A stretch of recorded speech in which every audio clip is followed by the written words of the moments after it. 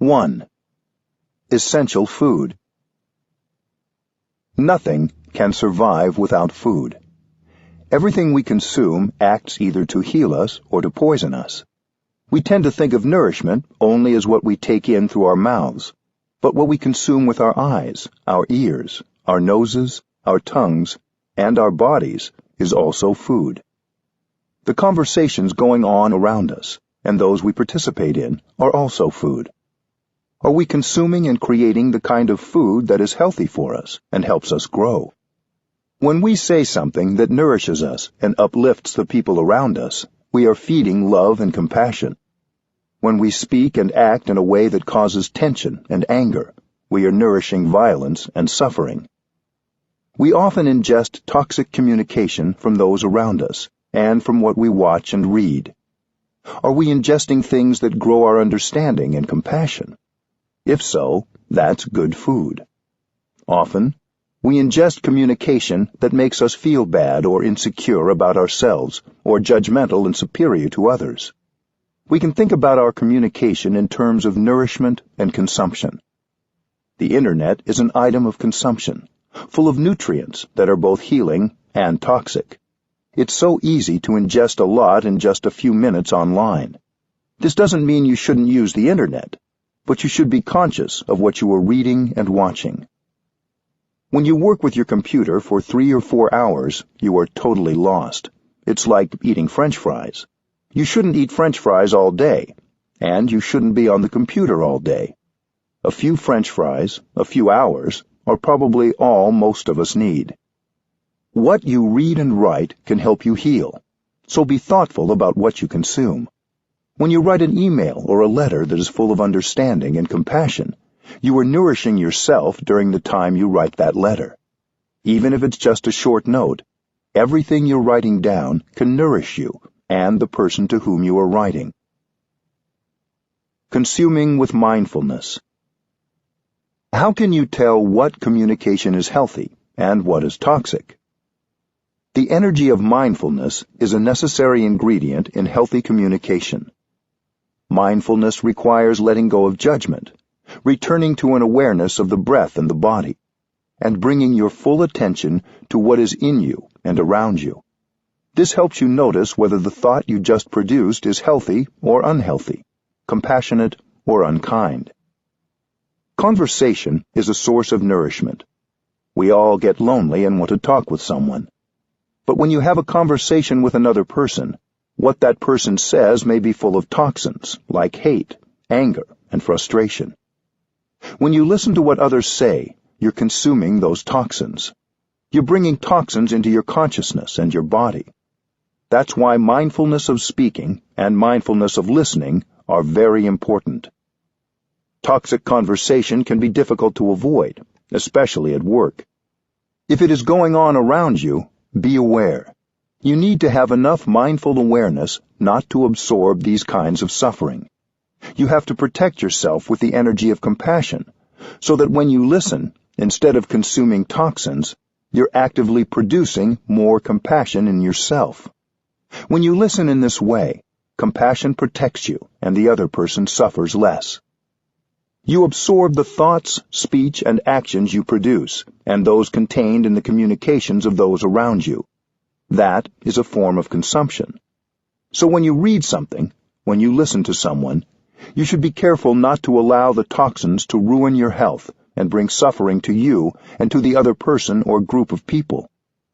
To illustrate this truth, the Buddha used the graphic image of a cow that has a skin disease.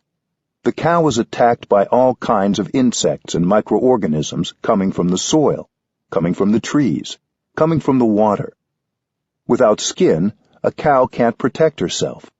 Mindfulness is our skin. Without mindfulness, we may take in things that are toxic to our body and mind.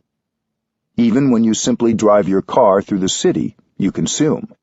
The advertisements hit your eyes, and you're forced to consume them. You hear sounds. You may even say things that are the products of too much toxic consumption.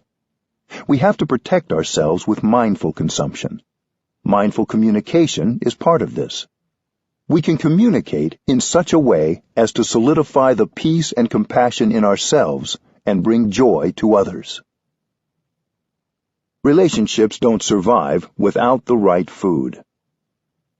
Many of us suffer because of difficult communication. We feel misunderstood, especially by those we love. In a relationship, we are nourishment for each other. So we have to select the kind of food we offer the other person, the kind of food that can help our relationships thrive. Everything, including love, hate, and suffering, needs food to continue. If suffering continues, it's because we keep feeding our suffering. Every time we speak without mindful awareness, we are feeding our suffering. With mindful awareness, we can look into the nature of our suffering and find out what kind of food we have been supplying to keep it alive. When we find the source of nourishment for our suffering, we can cut off that supply, and our suffering will fade. Often, a romantic relationship begins beautifully, but then, because we don't know how to nourish our love, the relationship begins to die. Communication can bring it back to life. Every thought you produce in your head, in your heart, in China they say in your belly, feeds that relationship. When you produce a thought that carries suspicion, anger, fear, irritation, that thought is not nourishing to you or to the other person. If the relationship has become difficult, it's because we've nourished our judgment and our anger, and we haven't nourished our compassion. One day in Plum Village, the French retreat center where I live, I gave a talk about how we needed to nourish our loved ones by practicing loving communication. I spoke about our relationships as flowers that need watering with love and communication to grow. There was a woman sitting near the front who was crying the whole time. After the talk, I went to her husband and I said, "My dear friend, your flower needs some watering." Her husband had been at the talk and knew about loving speech, but sometimes we all need a friend to remind us. So, after lunch, the man took his wife for a drive in the country. They just had an hour or so, but he focused on watering the good seeds the whole drive. When they came back, she seemed completely transformed, very happy and joyful. Their children were very surprised, because in the morning, when their parents had left, they'd been sad and irritable. So, in just an hour, you can transform another person and yourself, just with the practice of watering the good seeds. This is applied mindfulness in action. It's not theoretical. Nourishing and healing communication is the food of our relationships. Sometimes one cruel utterance can make the other person suffer for many years, and we will suffer for many years too. In a state of anger or fear, we may say something that can be poisonous and destructive. If we swallow poison, it can stay within us for a long time, slowly killing our relationship. We may not even know what we said or did that started to poison the relationship. But we have the antidote: mindful compassion and loving communication. Love, respect, and friendship all need food to survive. With mindfulness, we can produce thoughts, speech, and actions that will feed our relationships and help them grow and thrive. 2. Communicating with yourself. Loneliness is the suffering of our time. Even if we're surrounded by others, we can feel very alone. We are lonely together. There's a vacuum inside us. It makes us feel uncomfortable, so we try to fill it up by connecting with other people. We believe that if we're able to connect, the feeling of loneliness will disappear. Technology supplies us with many devices to help us stay connected. But even when we're connected, we continue to feel lonely. We check our email, send text messages, and post updates several times a day. We want to share and receive. We might spend our whole day connecting, but not reduce the loneliness we feel. We all hunger for love, but we don't know how to generate love in order to feed ourselves with it. When we're empty, we use technology to try to dissipate the feeling of loneliness, but it doesn't work. We have the internet, email, video conferencing, texting and posting, apps, letters, and cell phones. We have everything.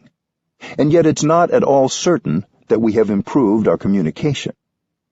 Many of us have cell phones.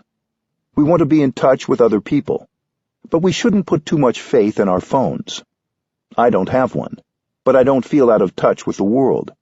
In fact, without a mobile device, I have more time for myself and for others.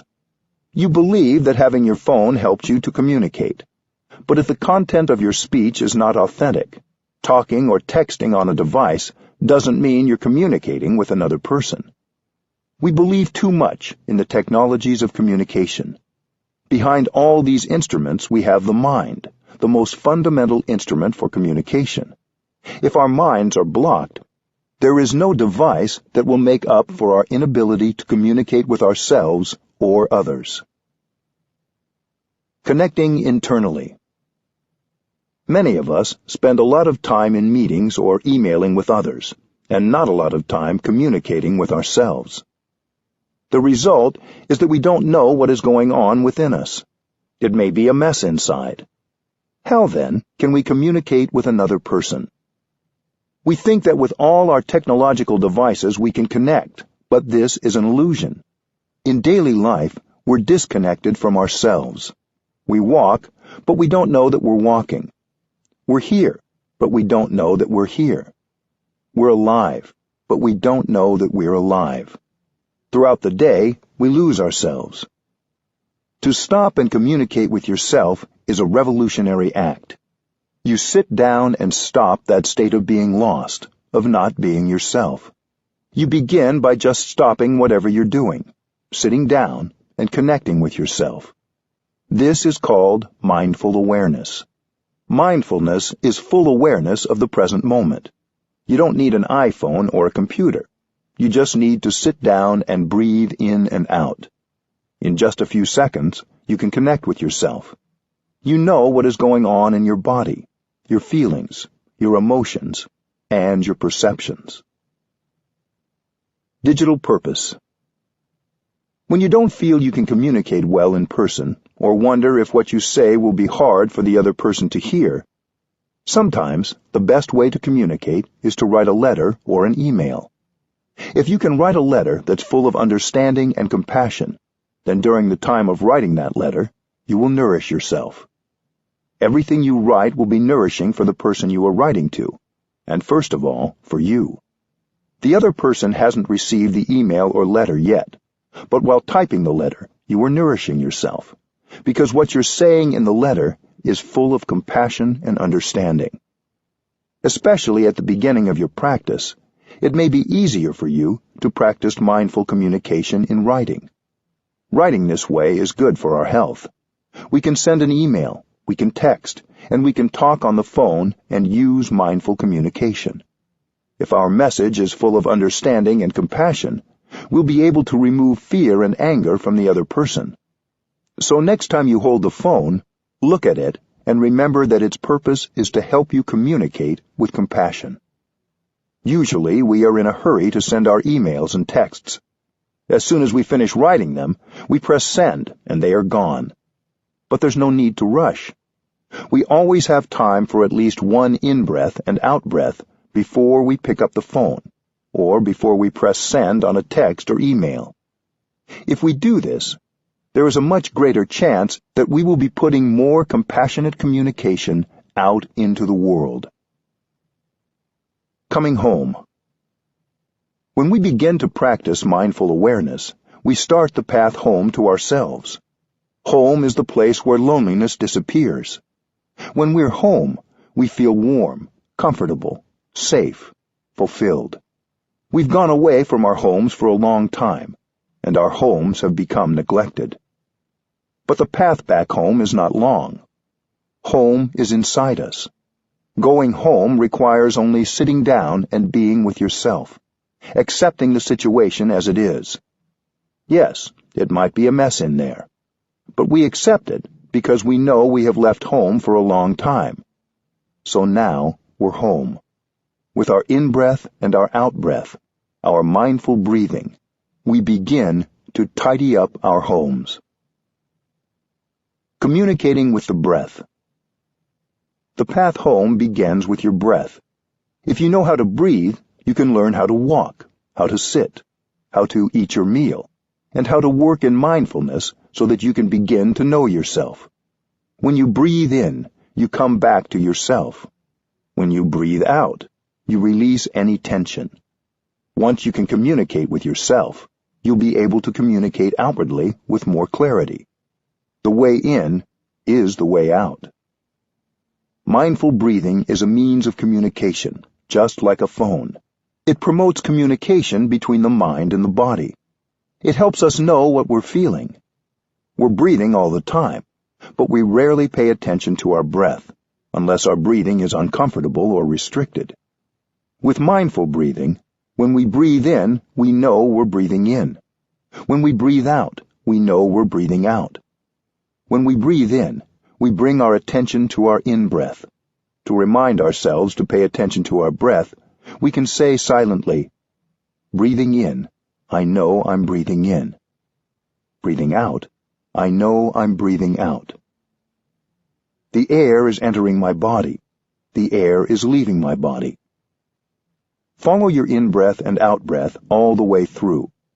Suppose your in-breath lasts 4 seconds.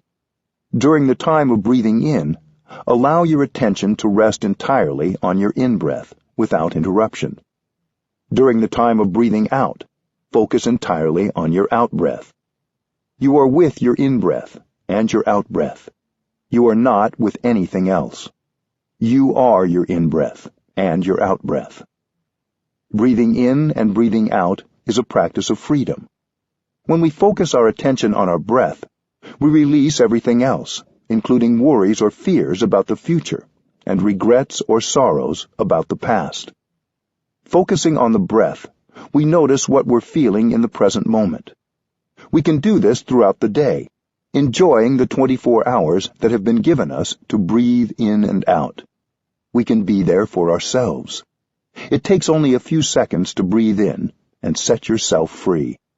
We know when others are breathing in and out mindfully. We can see it when we look at them. They look free. If we're overloaded with fear, anger, regret, or anxiety, we're not free, no matter what position we hold in society or how much money we have. Real freedom only comes when we're able to release our suffering and come home. Freedom is the most precious thing there is. It is the foundation of happiness, and it is available to us with each conscious breath. Non-thinking and non-talking. Happiness is possible when you're in communication with yourself. To do this, you have to leave your telephone behind. When you attend a meeting or an event, you turn off your telephone. Why? Because you want to communicate and absorb others' communication. It is the same when communicating with yourself. This kind of communication is not possible with the phone.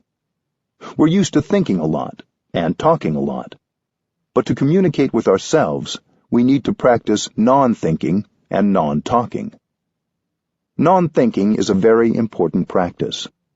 Of course, thinking and talking can be productive too, especially when our minds and feelings are clear. But a lot of our thinking is caught up in dwelling on the past, trying to control the future, generating misperceptions, and worrying about what others are thinking.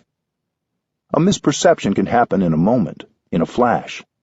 As soon as we have a perception, we're caught by it. So anything we say or do based on that perception can be dangerous. It's better not to say or do anything. That's why in the Zen tradition, they say the paths of talking and of thinking should be cut off. The path of speech is cut off because if you continue to talk, you continue to be caught in your words. Mindful breathing is a practice of non-thinking and non-talking. Without thinking and talking, there is no obstacle to get in the way of our enjoyment of the present moment. It's enjoyable to breathe in, to breathe out. It's enjoyable to sit, to walk, to eat breakfast, to take a shower, to clean the bathroom, to work in the vegetable garden. When we stop talking and thinking, and we listen mindfully to ourselves, one thing we will notice is our greater capacity and opportunities for joy. The other thing that happens when we stop thinking and talking and we begin listening to ourselves is that we notice the suffering present in our lives. There may be tension and pain in our bodies. We may have old pains and fears, or new pains and fears, which we have hidden under our talking and texting and thinking. Mindfulness lets us listen to the pain, the sorrow, and the fear inside. When we see that some suffering or some pain is coming up, we don't try to run away from it. In fact, we have to go back and take care of it. We're not afraid of being overwhelmed, because we know how to breathe and how to walk so as to generate enough energy of mindfulness to recognize and take care of the suffering. If you have enough mindfulness generated by the practice of mindful breathing and walking, you're no longer afraid to be with yourself.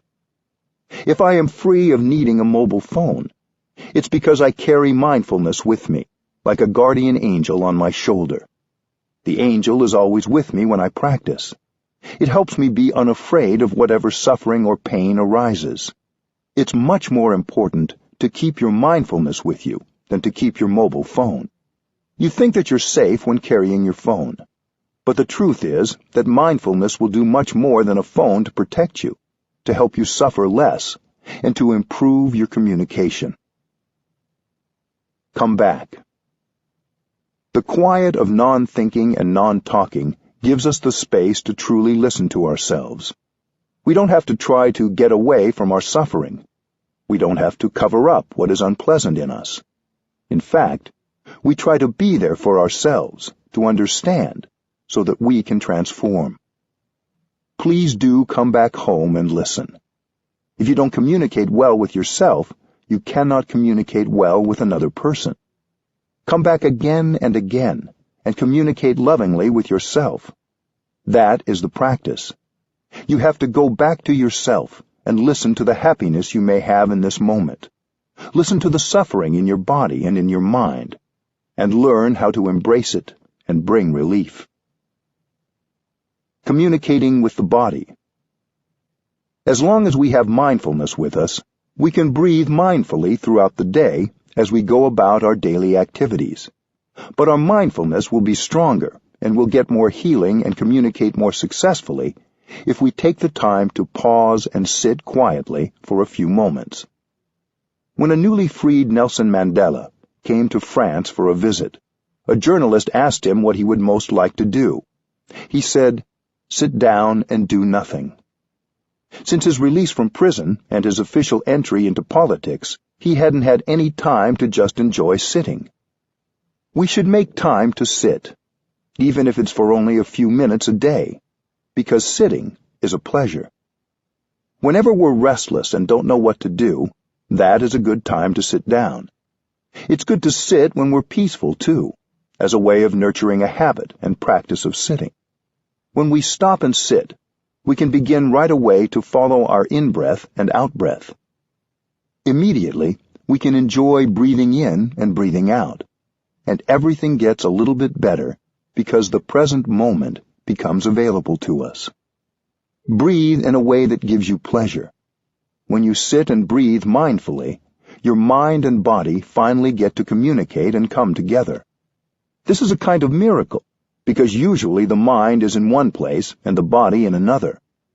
The mind is caught in the details of your projects to be done today, your sorrow about the past, or your anxiety about the future. Your mind isn't anywhere near your body. When you breathe in mindfully, there is a happy reunion between body and mind. This doesn't take any fancy technique. Just by sitting and breathing mindfully, you're bringing your mind home to your body. Your body is an essential part of your home. When you spend many hours with your computer, you may forget entirely that you have a body until it's too achy, stiff, or tense for you to ignore.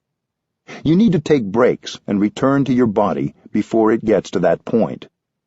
To bring more awareness to the connection between body and mind, you can say to yourself, breathing in, I'm aware of my body. Breathing out, I release all the tension in my body. Take yourself for a walk. Mindful walking is a wonderful way to bring together body and mind. It also allows you the additional opportunity to communicate with something outside yourself that is nourishing and healing, the earth. When you take a step with full awareness that you are taking a step on the ground and the earth, there is no distinction between body and mind.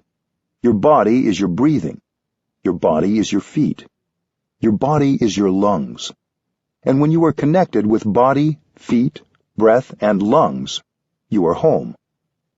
Every step brings you home to the here and the now, so you can connect with yourself, your body, and your feelings. That is a real connection. You don't need a device that tells you how many friends you have, or how many steps you've walked, or how many calories you've burned.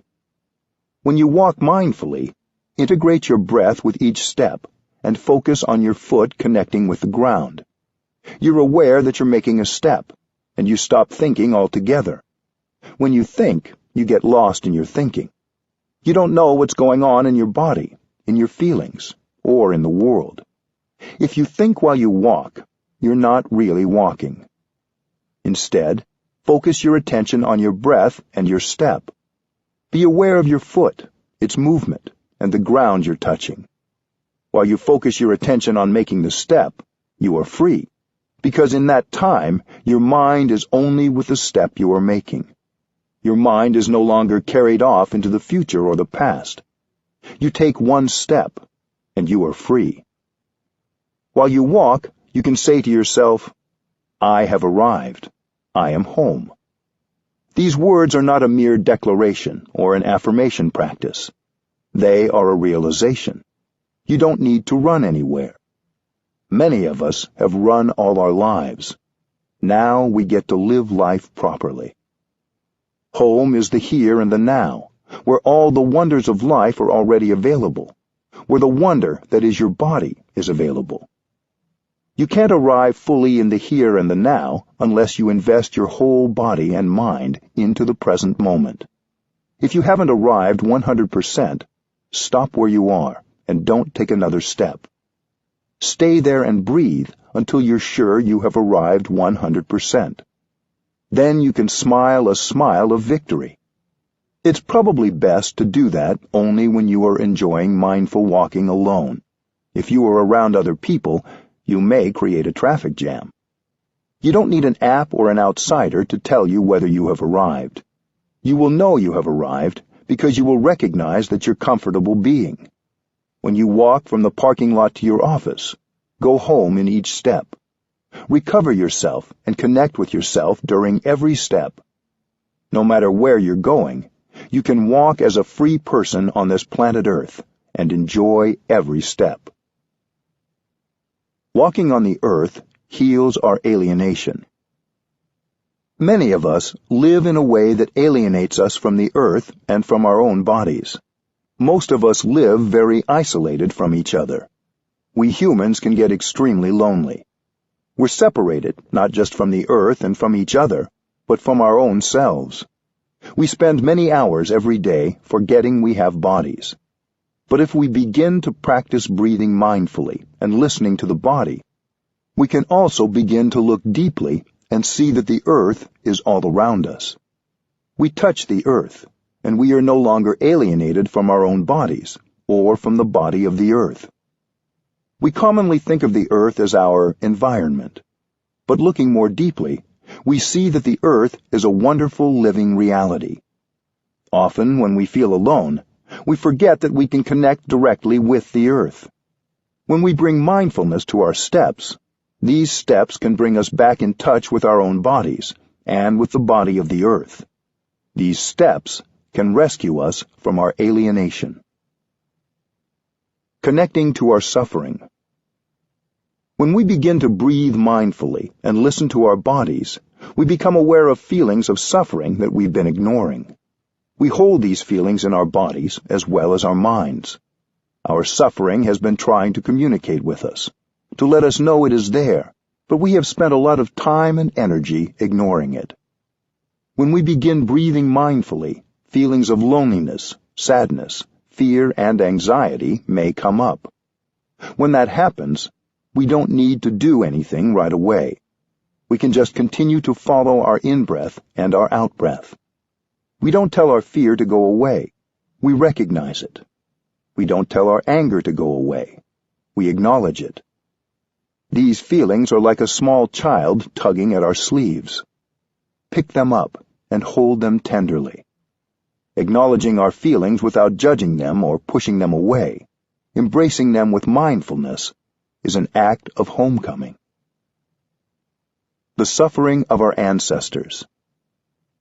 We know that the suffering inside us contains the suffering of our fathers, our mothers, and our ancestors.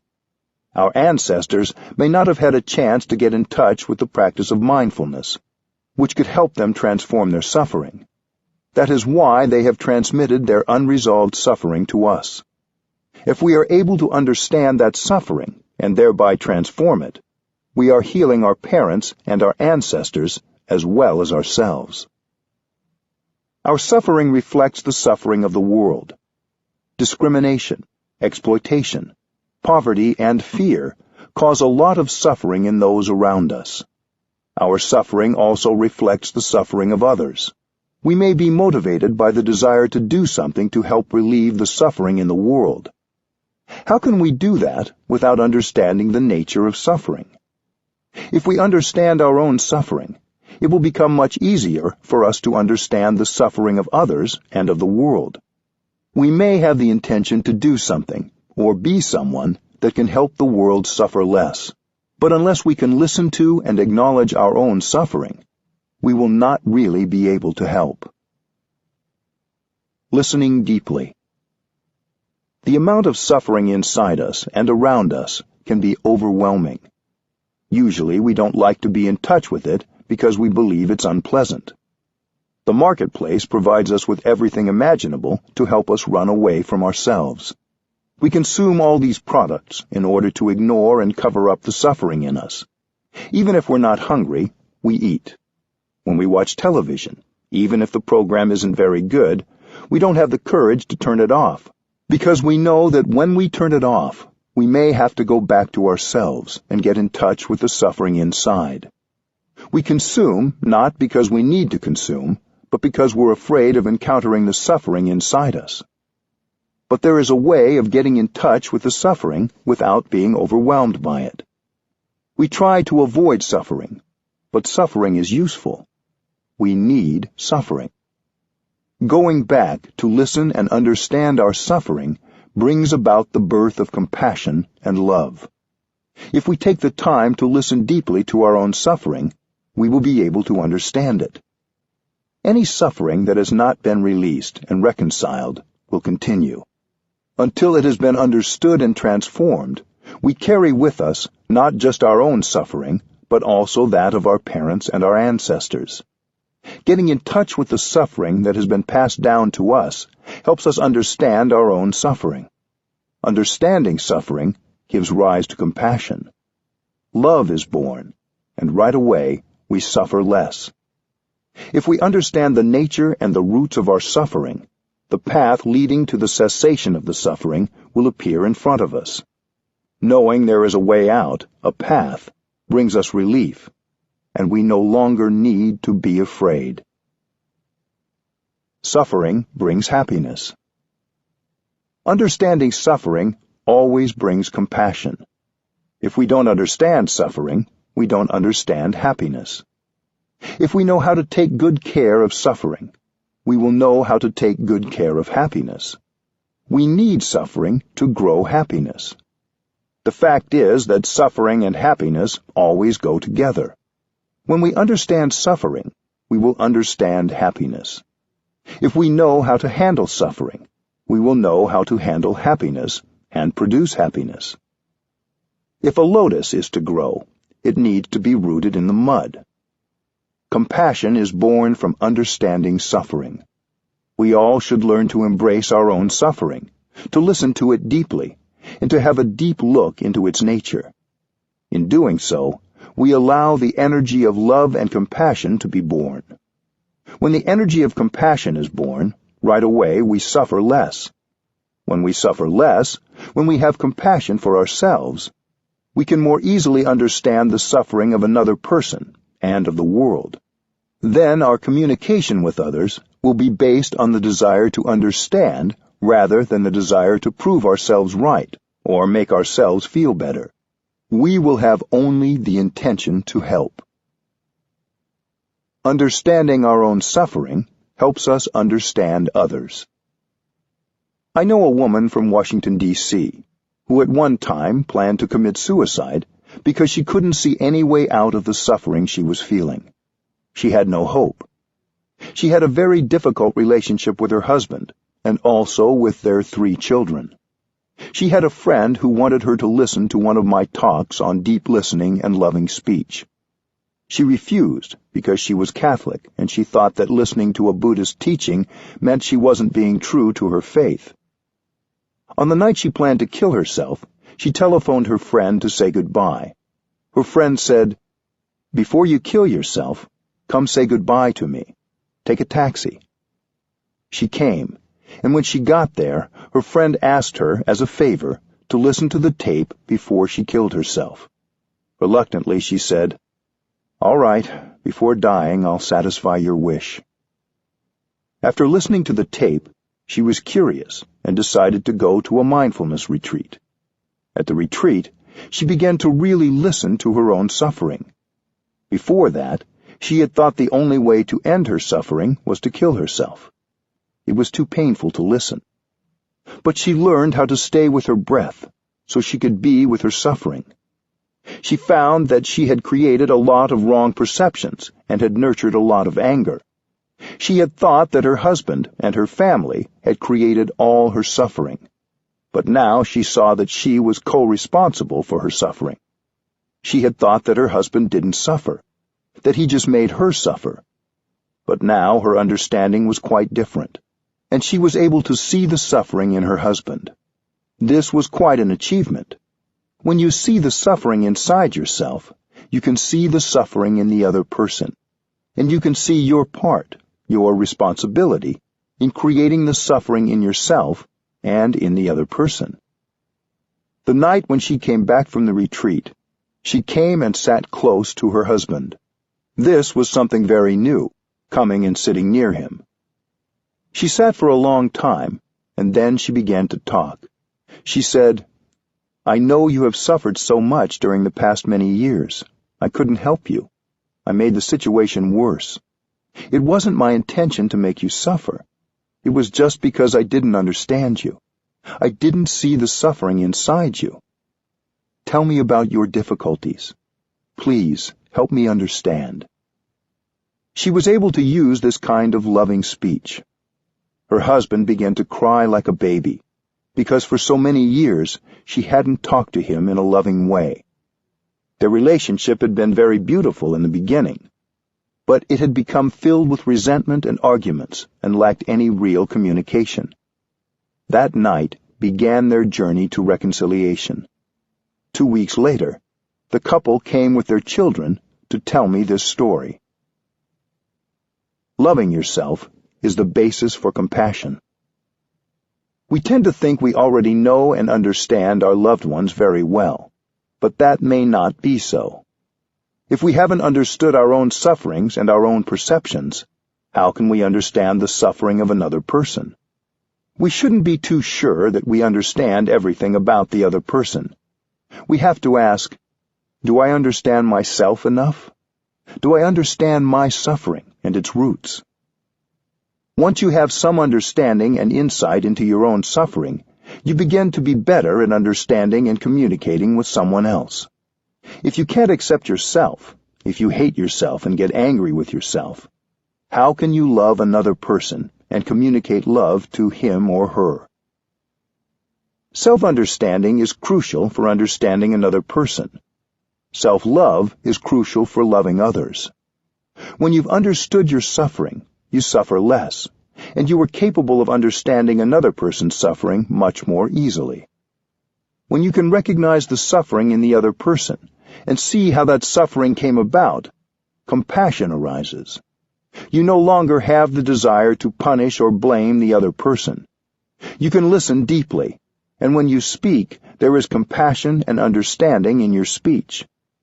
The person with whom you're speaking will feel much more comfortable, because there is understanding and love in your voice.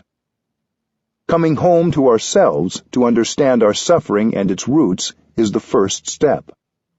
Once we understand our suffering and how it came about, we're in a position to communicate with others in such a way that they also suffer less. Our relationships depend on the capacity of each of us to understand our own difficulties and aspirations and those of others. When you can truly come home to yourself and listen to yourself, you can profit from every moment given you to live. You can enjoy every moment.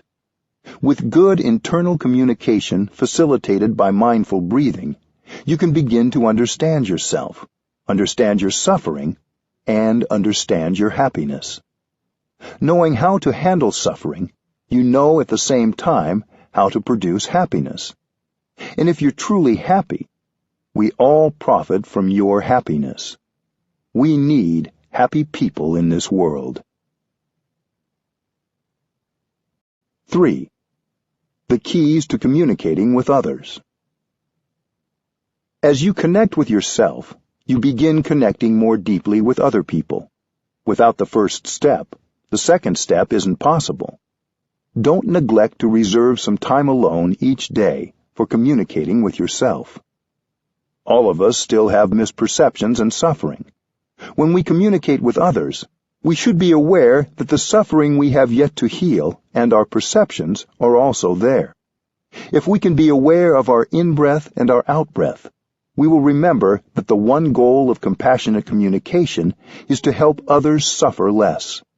If we remember this, we've already succeeded. We're already contributing to more joy and less suffering.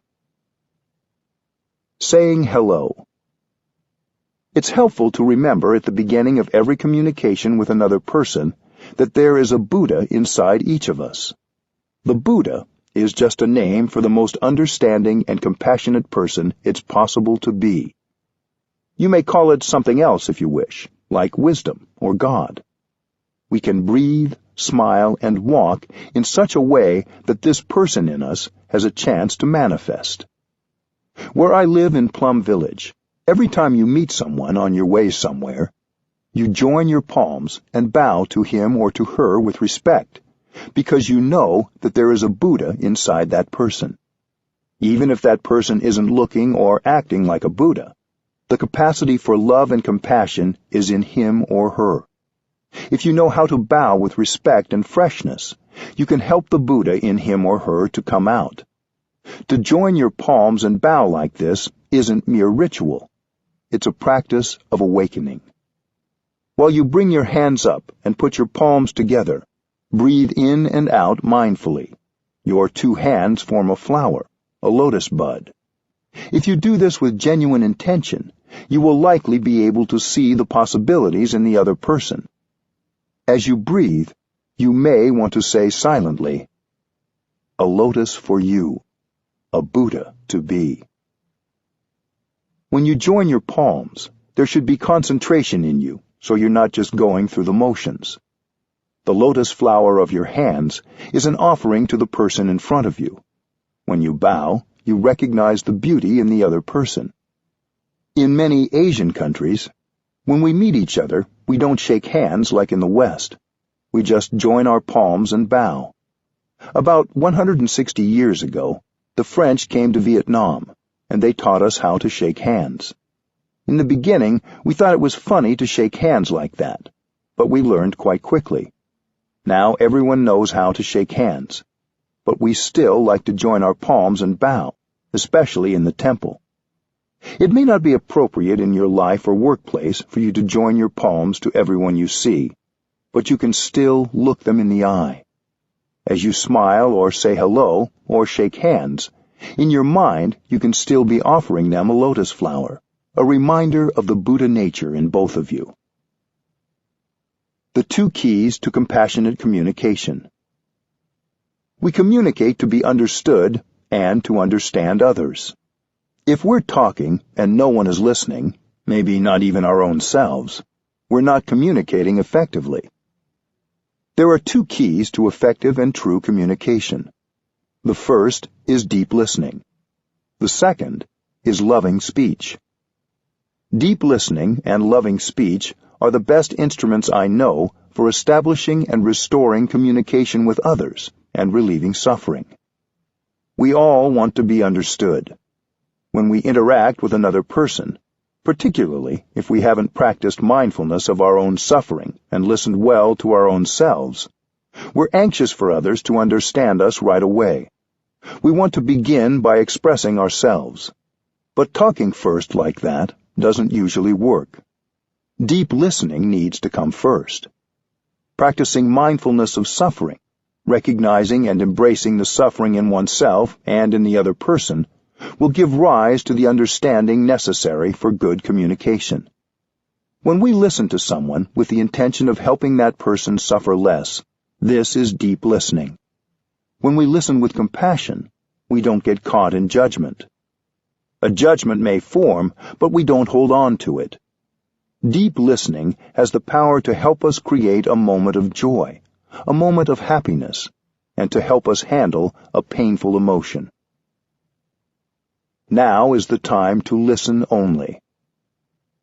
Deep listening is a wonderful practice. If you can listen for 30 minutes with compassion, you can help the other person suffer much less. If you don't practice mindfulness of compassion, you can't listen long. Mindfulness of compassion means you listen with only one intention, to help the other person suffer less. Your intention may be sincere, but if you haven't first practiced listening to yourself, and you don't practice mindfulness of compassion, you may rather quickly lose your ability to listen. The other person may say things that are full of wrong perceptions, bitterness, accusation, and blaming. If we don't practice mindfulness, their words will set off irritation, judgment, and anger in us, and we will lose our capacity to listen compassionately. When irritation or anger arises, we lose our capacity to listen. That's why we have to practice, so that during the whole time of listening, compassion can remain in our hearts. If we can keep our compassion alive, the seeds of anger and judgment in our hearts will not be watered and spring up. We have to train ourselves first, so we're able to listen to the other person. It is okay if you're not ready to listen at a certain moment. If the quality of your listening is not good enough, it's better to pause and continue another day. Don't push yourself too hard. Practice mindful breathing and mindful walking until you're ready to really listen to the other person.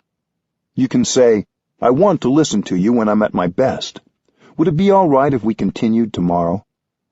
Then, when we are ready to listen deeply, we can listen without interrupting.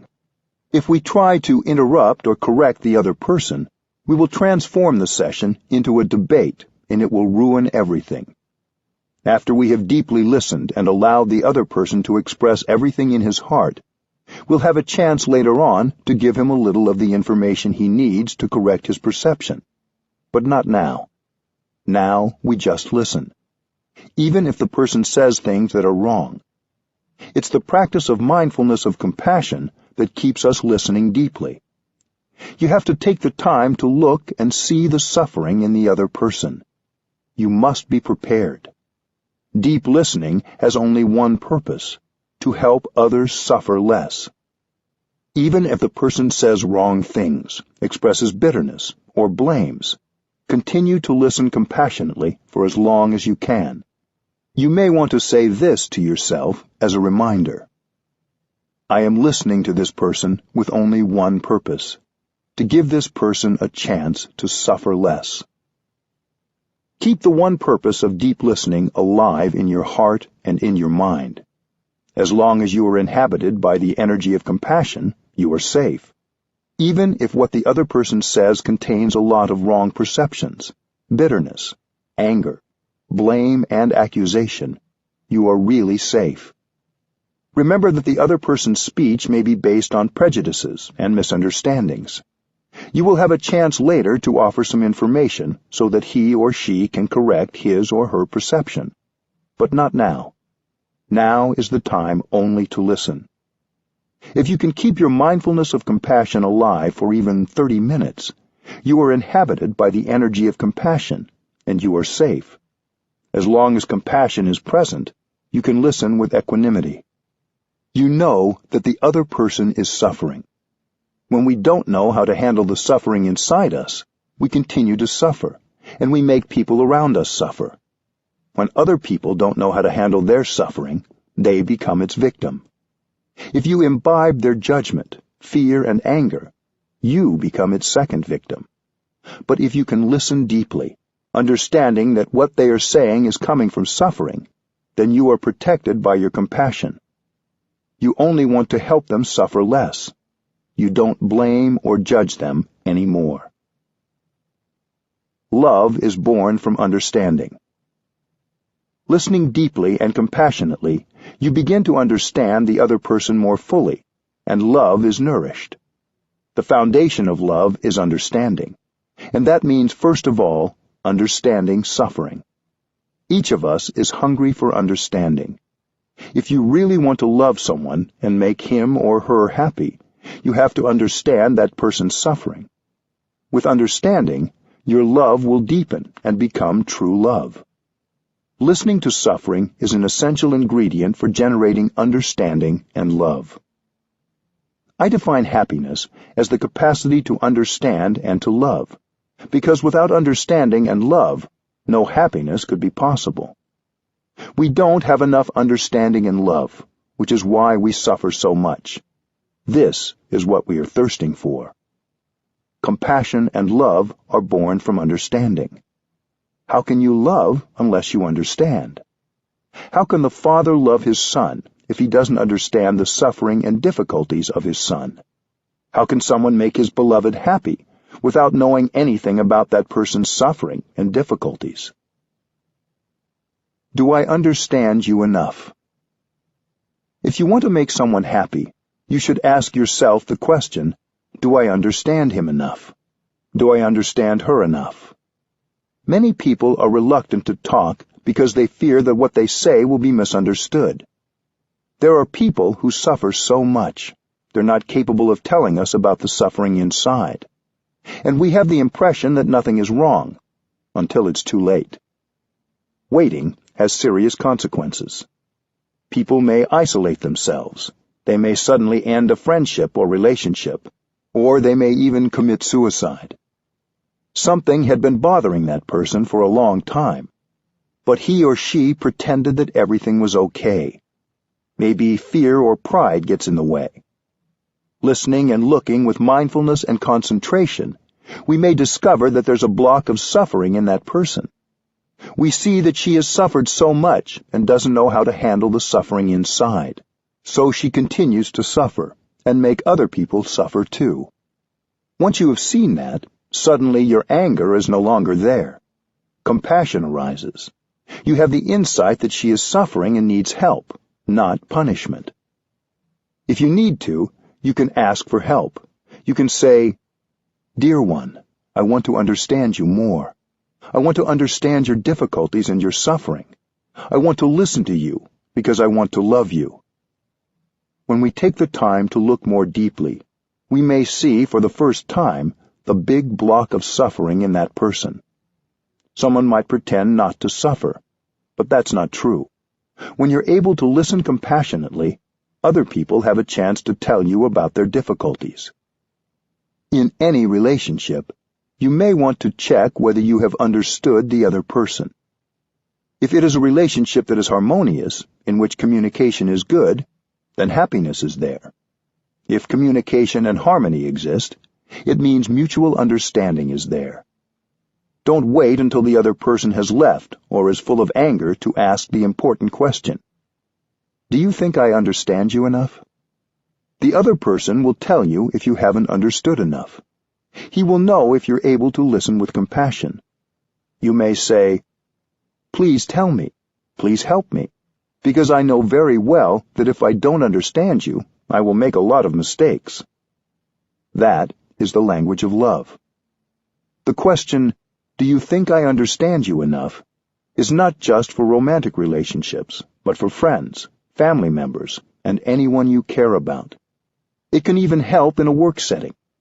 If you live with a family member, a romantic partner, or a friend, You may think that because you see this person every day, you know a lot about him or her. But that's not correct. You know only a little about that person. You may have lived with someone for 5, 10, or 20 years. But you may not have looked deeply into that person to understand him or her. You may have done the same with yourself. You have lived with yourself your whole life. We think that we already understand who we are. But unless we have listened deeply to ourselves with compassion and curiosity, and without judgment, we may not know ourselves very well at all. If you wait until family members pass away, it will be too late to ask them to share more about themselves.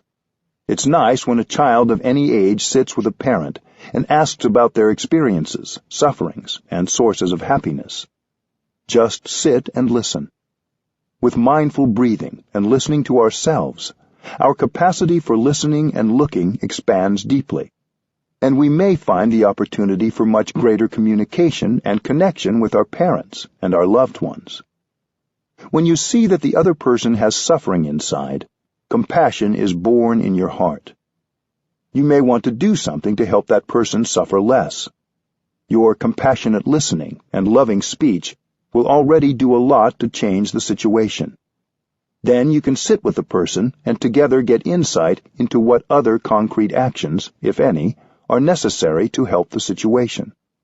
Compassionate listening isn't the only thing we can do when someone is suffering, but it's almost always the first step. Loving speech. When you have to tell people bad news, telling the truth can be difficult. If you don't speak mindfully, the other person can get very angry or anxious after hearing your truth. We can train ourselves to speak the truth in such a way that, in the end, the other person can accept it. When you speak, you try to tell others the truth about your suffering and their suffering. This is loving speech. You speak in a way that helps others recognize the suffering inside themselves and in you. We have to be skillful. The one who speaks has to be very mindful, using words in a way that can help the listener not be caught in wrong perceptions. And the listener has to be careful not to be caught in the words being said or the ideas being offered. There needs to be mindfulness and skillfulness on the part of both the speaker and the listener. Because you have first practiced compassionate listening, you know that what you say can carry with it insight and understanding. With more understanding, you can really help the other person suffer less, and your communication is more effective. You speak gently because you are willing to help. The way we communicate already makes the other person feel much better. The words we say are nourishment. We can use words that will nourish ourselves and nourish another person. What you say, what you write, should convey only compassion and understanding. Your words can inspire confidence and openness in another person. Generosity can be practiced wonderfully with loving speech. You don't have to spend any money to practice generosity. In Buddhism, another way of saying loving speech is right speech. In our daily life, right speech is what nourishes us and nourishes those around us. Wrong speech. We call loving speech right speech, because we know that suffering is brought about by wrong speech. Our speech can cause a lot of suffering with unkind, untruthful, or violent words. Wrong speech is the kind of speech that lacks openness and does not have understanding, compassion, and reconciliation at its base. When we write a note or a letter, when we speak on the telephone, what we write or say should be right speech that conveys our insight, our understanding, and our compassion. When we practice right speech, we feel wonderful in our bodies and our minds. And the one who listens to us also feels wonderful. It's possible for us to use right speech, the speech of compassion, tolerance, and forgiveness, several times a day. It doesn't cost anything, and it's very healing.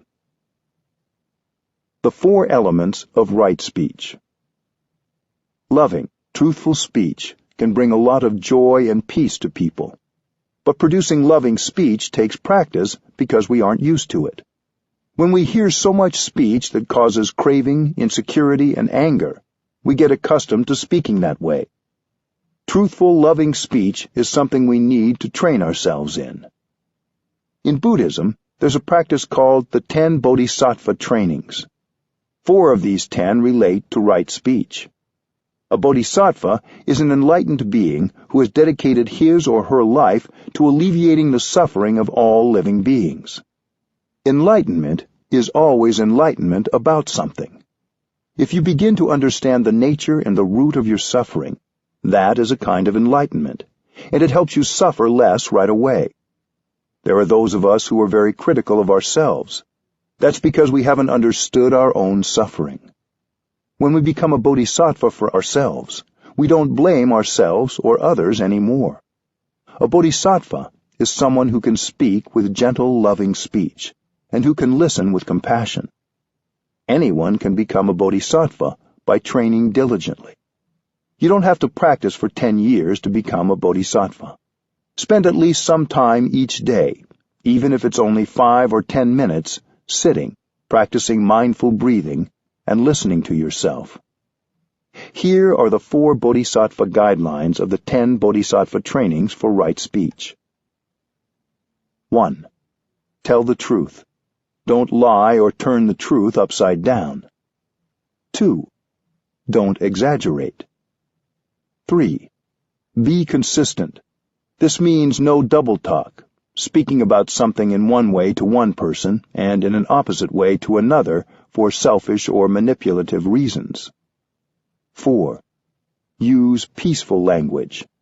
Don't use insulting or violent words, cruel speech, verbal abuse, or condemnation.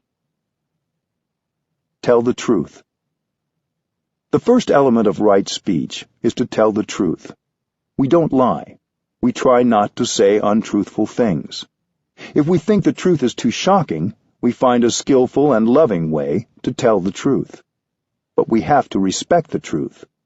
There are those who verbally abuse people and make them suffer, and then say, "I'm only telling the truth."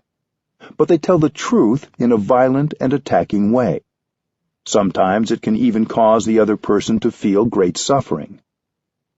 When you tell the truth, sometimes the result isn't what you wanted. You need to look deep into the mind of the other person to see how you can tell the truth in such a way that others don't feel threatened, so they can listen. You try to tell the truth in a loving and protective way. It's important to remember that what you think is the truth could be your own incomplete or erroneous perception. You think it's the truth, but your perception may be partial. It may be blocked by something. Lying is dangerous, because one day the other person may find out the truth. That could be a catastrophe. So if we don't want to lie, and we don't want to trigger a hurt, we have to be mindful of our words and find a skillful means to tell the truth. There are many ways to tell the truth. It's an art. The truth is a solid base for a long-lasting relationship. If you don't build your relationship on the truth, sooner or later it will crumble. We have to find the best way to tell the truth so that the other person can receive it easily. Sometimes, even the most skillful words can cause pain. That is okay. Pain can heal. If your words are spoken with compassion and understanding, the pain will heal more quickly. Suffering can be beneficial. There can be goodness in suffering, but we don't want to make the other person suffer needlessly. We can minimize the shock and the pain. We try to convey the truth in such a way that other people can hear us without suffering too much. The important thing is that they feel safe. They may not get it, or it may take time for them to get it. They may continue to have a different perception than ours.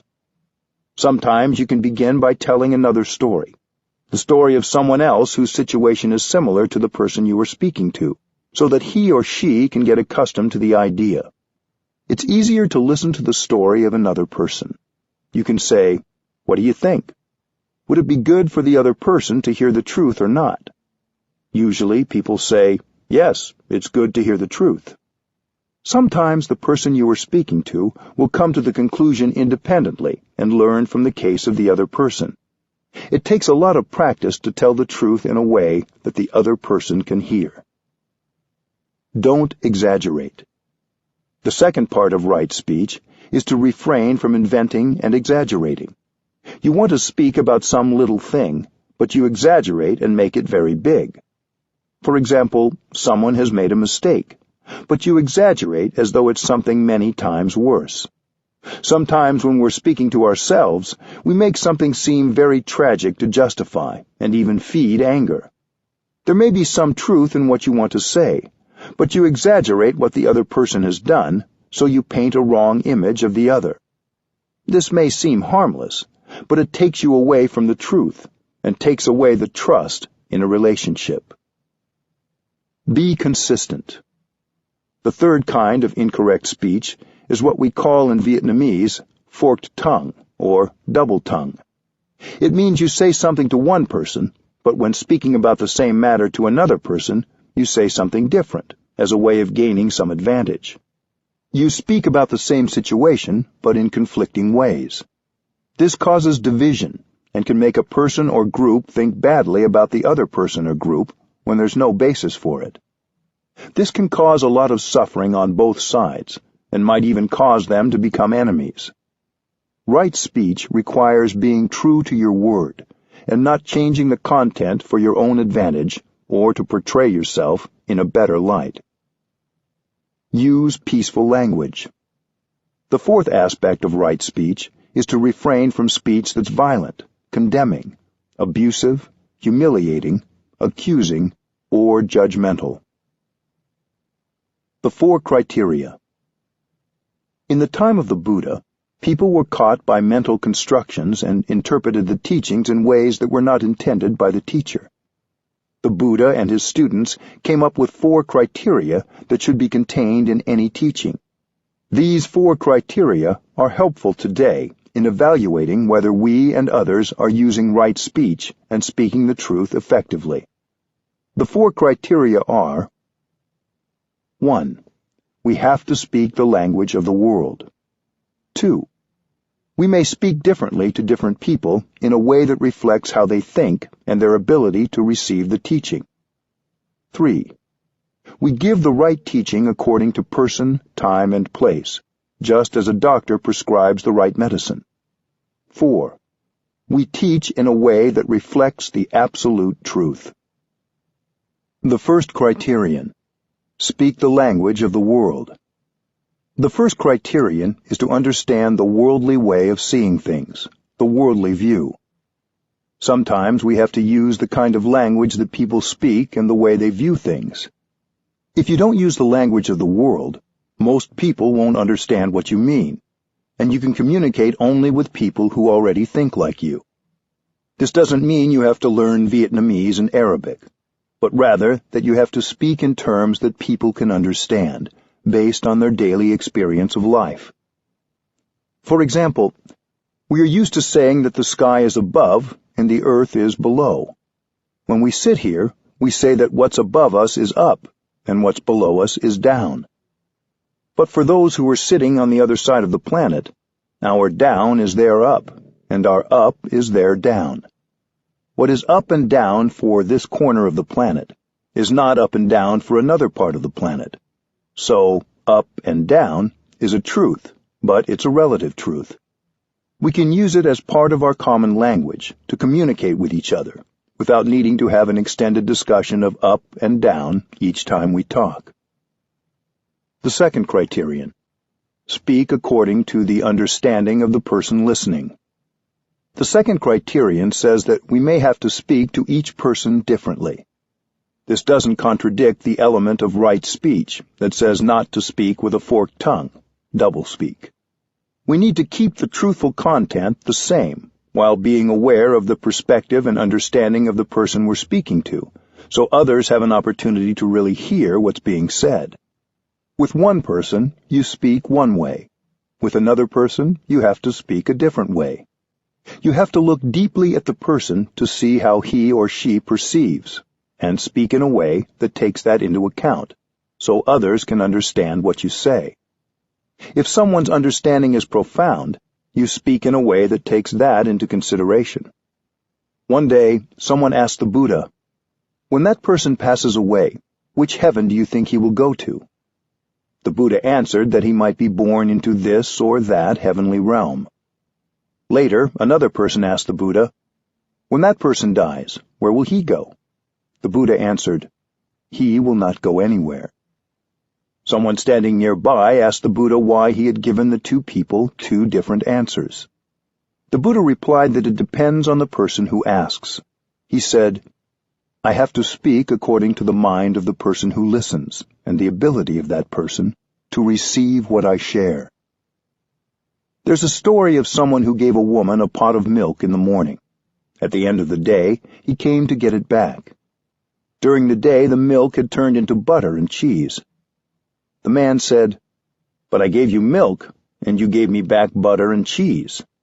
So, is milk the same or different from the butter?" It's not the same, but it's not different either. To those with more profound understanding, you have to give a deeper answer, reflecting that nothing is permanent and everything is constantly changing. So the teaching you give and the way you speak depends on the degree of wisdom of the receiver and that person's ability to understand what you say. You speak according to the background and the abilities of the person you're speaking to. The third criterion: prescribe the right medicine for the disease. The third criterion is to prescribe the right medicine for the disease. If you give someone the wrong medicine, that person could die. So to each you give a particular medicine. When you have attachment, craving, or despair, remember that you are your own teacher. You can listen to these strong emotions and communicate back the healing you need. Don't think that if you hear or read something that inspires you, you should then repeat it word for word. Think of how to make these truths you heard resonate with your own. Similarly, you also have to know the mind and the background of the person you're speaking to. If you were to give another person exactly the teaching you heard, it might not be the appropriate teaching for that person. You have to adapt what you say to the other's background. But what you say must also reflect the true teaching, so you use worldly language, but not just any worldly language. Your language has to be appropriate to the situation, while not straying from the truth. Think about how we talk to children about death or violence in the world. Do we tell them the truth in a different way than we would an adult? One time, when I was visiting a museum, I entered a room containing a mummified human body. A little girl was there looking at the dead person. After we both had stood there looking together for a while, with fear in her eyes, she asked me something like, "Am I going to be lying dead on a table one day?" I breathed in and out, and gave her the only answer that was appropriate for that situation. No. I hope that someday a wise parent or friend will be able to talk with her about the impermanence of all things, including our bodies, and the deep teaching of the Buddha that nothing ever ceases to exist altogether. Nothing goes from being existent to being non-existent. But this was not the time or place for her to be told all that. So I gave her the best answer available under the circumstances, which was no. Even with adults, we can vary what we say depending on how fragile we think they might be about a certain subject. We want to share information in a way that people can integrate and use later, even if not right away. This isn't lying. It's telling the truth in a skillful way. There was a man belonging to the Jain tradition who asked the Buddha whether human beings have a self. The Buddha could have answered that there is no self, but he kept silent. Then the Jain man asked, "Then do we have no self?"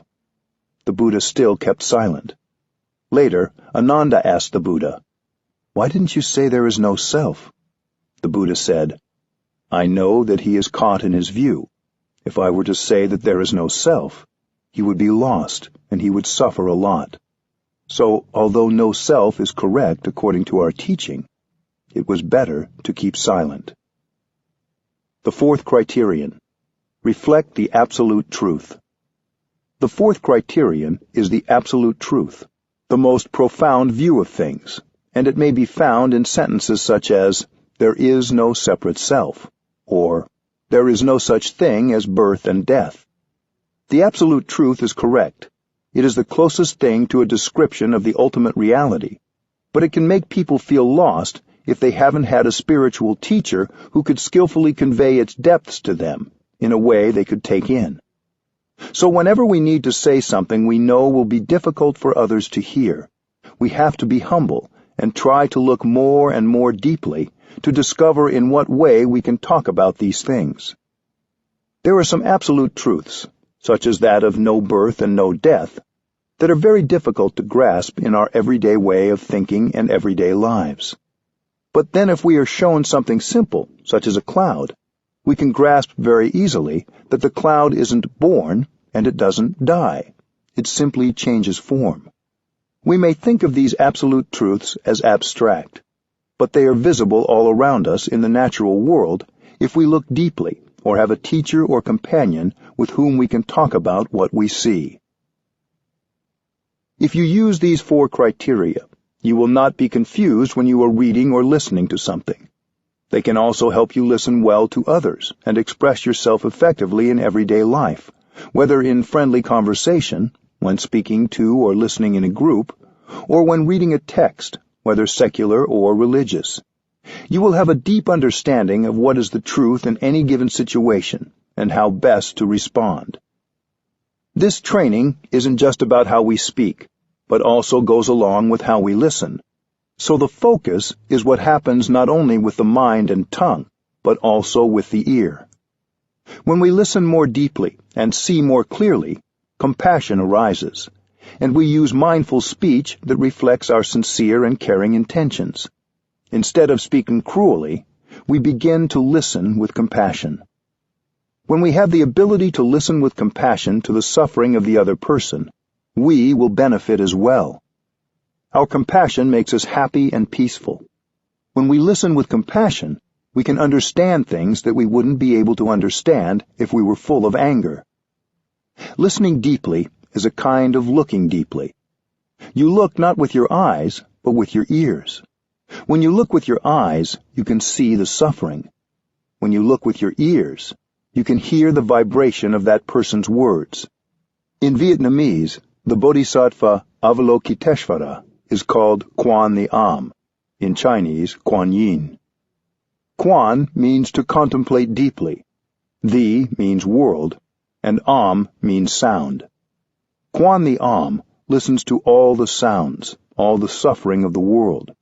When you listen like that, compassion is born in you, and you can have peace. Please listen with great compassion. Even when you're sad because of bad news, your compassion will soothe your agitation and make you more peaceful. Help people understand. On my last trip to India, I was invited to be the guest editor for one day at the Times of India, the largest daily paper in India. It was during the Gandhi commemoration days in October 2008. One day I was sitting with the regular editors in a meeting when news came in of a terrorist attack in Mumbai, near the Pakistan border, in which a lot of people had been killed. The editors asked me, "If you were a journalist in our time, how would you report when there is so much bad news and so little good news? How should we be as journalists?" It's a difficult question. Reporters have to report the news. But if journalists are writing only from the place of shock, fear, or outrage, they will report it in a way that waters the fear and anger of the reader, possibly creating more violence. So what can we do when we receive such news? I didn't answer right away. I went back to my in-breath and out-breath, and I kept silent for a time, and they kept silent too. Then I said, "You have to tell the truth, but you have to report it in such a way that we don't water the seeds of fear, anger, and vengeance in people. So you have to sit as a practitioner and look deeply and ask, why would someone do violence to innocent people? When you've looked deeply, you will see that those who do violence have a wrong perception of the situation. They're so sure their perception is the truth, And they may think that if they also die in the explosion, they will go directly to heaven to join God. Everybody wants to live. Nobody wants to die. But they may think that by killing others and dying themselves, they are doing the work of God. They think that those on the other side are the enemies of God. You can see that that is wrong thinking, and so you have great compassion for them. For whoever has such a view, life is very dark, and he suffers a lot. There are many wrong perceptions everywhere. So long as those wrong perceptions persist, the number of terrorists will only increase. It will be very difficult to find and control them all. If one terrorist group is violently destroyed, another will emerge. It's endless. So I told the editors, when you report on terrorist acts, use your compassion and deep understanding. Explain the story in such a way that the reader doesn't become enraged and perhaps become another terrorist. We can tell the truth, but we must help people understand. When people understand, their anger will lessen. They don't lose hope. They know what to do and what not to do, what to consume and what not to consume, in order not to continue this kind of suffering. So my message that morning was that we should reflect and discuss events in a way that will not increase the despair and the anger in people. Instead, we can help them to understand why things happen, so their insight and compassion increase. We can make a big difference with the practice of looking deeply. The solution isn't to hide the truth. Using right speech in daily life. The 4 trainings in right speech remind us every day to use words that express non-discrimination, forgiveness, understanding, support, and love. It's very liberating to be able to say or write something using compassionate speech. Speaking in this way is as healing for the speaker as it is for the person being spoken to. These 4 trainings also remind us that anything we say which contains poisons, discrimination, and hate will make us suffer and make others suffer. It's a simple equation. Wrong speech causes ill-being. Right speech brings about well-being and healing. Every day we can say something that has the capacity to heal and help people. A grown-up can do this. A child can do this. A business person, a politician, or a teacher can do this. We don't need to wait for a special moment. We can stop what we're doing right now and send an email that contains right speech. And we can relieve the suffering inside us and the suffering in others right away. 4. The 6 mantras of loving speech. When we have the impression that we're all alone and nobody supports us, we can remember that it's only a perception. It's not accurate. Think of a tree standing outside right now. The tree is supporting us with beauty, freshness, and oxygen for us to breathe. That kind of support is also a kind of love. The fresh air outside, the plants that feed us, and the water that flows over our hands from the tap all support us. There are many ways that people can support us and love us without actually saying, "I love you." You may know people who have never said, "I love you," but you know they love you. When I was ordained as a novice monk, I had a teacher who I knew loved me deeply, but he never said, "I love you." That is the traditional way. If one pronounced the words, "I love you," it seemed that some of the sacredness was lost. Sometimes we feel very grateful, but we want to express our gratefulness in ways other than simply saying thank you. Look for the many ways people communicate their love without saying it.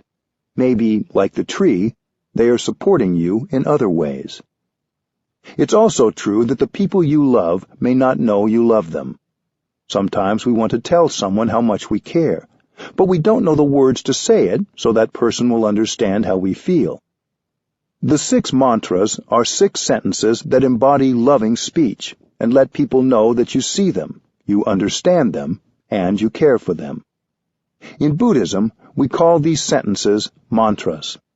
They're a kind of magic formula. When you pronounce them, you can bring about a miracle, because happiness becomes available right away.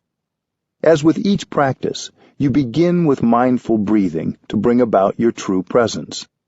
Then you come to the other person in mindfulness, committed to the practice of compassionate communication. You may want to breathe in and out 3 times before you say the mantra. We need those 3 breaths in and out. This will make you calm, and your calm will be communicated to the other person. Then, when you go to another person, you know you will be fresh, you will have peace, and you can offer those things to the other person. If you want the mantra to work, you have to breathe in mindfully first and become fresh before you pronounce it. You look into the other person's eyes and you say these short sentences. A mantra may contain as few as 4 words, but in these words you are able to be fully there for the person you love. The first mantra. The first mantra is, I am here for you. This is the best gift you can give a loved one. Nothing is more precious than your presence. No matter how expensive the things you buy for someone else, they're not as precious as your true presence. That wonderful presence is fresh, solid, free, and calm, and you offer it to your loved ones to increase their happiness and your own happiness. I am here for you. To love someone means to be there for him or for her. To be there is an art and a practice. Are you truly there for the person you love, 100%? Using the skills of mindful breathing and mindful walking, you can bring together your body and mind to restore yourself and produce your true presence in the here and the now. To be there like that, for yourself and for the other person, is an act of love. We can also use this mantra with ourselves. When I say to myself, I am here for you, it also means that I am there for myself. My mind goes home to my body, and I become aware that I have a body. That is a practice of love directed to yourself. If you are capable of being with yourself, you are capable of being with the person you love. The practice can be very pleasant. Breathing in and bringing your mind home to your body can be a very pleasant thing to do. You enjoy your in-breath, you enjoy your body, and you enjoy your mind. Then the mantra will have an effect on those around you, too. You don't need to wait for the practice to be reciprocated. The other person doesn't need to say anything in return. When you produce the mantra, both of you benefit. The mantra helps you and the other person come home to yourselves and to the moment you are sharing. So the effect is double. We say that love is based on understanding, but how can you understand someone if you aren't present? Your mind has to be in the here and the now before you can love. So the first definition of love is to be there. How can you love if you are not there? To love, you have to be there. The tree outside your window is there, supporting you. You can be there for yourself and for your loved ones, just like the tree. Mindfulness practice is the foundation of your love. You cannot love properly and deeply without mindfulness. Although you're saying, I am here for you, the other person doesn't have to be there for you to practice the first mantra. If the other person is at home or at work, you can use the phone. As you hold the phone in your hand, breathe in and out a few times to make yourself present and calm. When you hear the phone ringing, you can continue your mindful breathing. When the other person picks up the phone, you can ask if he or she has a moment. If so, you can say, I am here for you. If you have practiced mindful breathing, the way you say the mantra will convey your calm and your presence. The second mantra. Don't use the second mantra until you have practiced the first and produced your presence. Then, when you are truly there in the here and the now, you are in a position to recognize the presence of the other person. The second mantra is, I know you are there, and I am very happy. You are letting your loved one know that his or her presence is important to your happiness.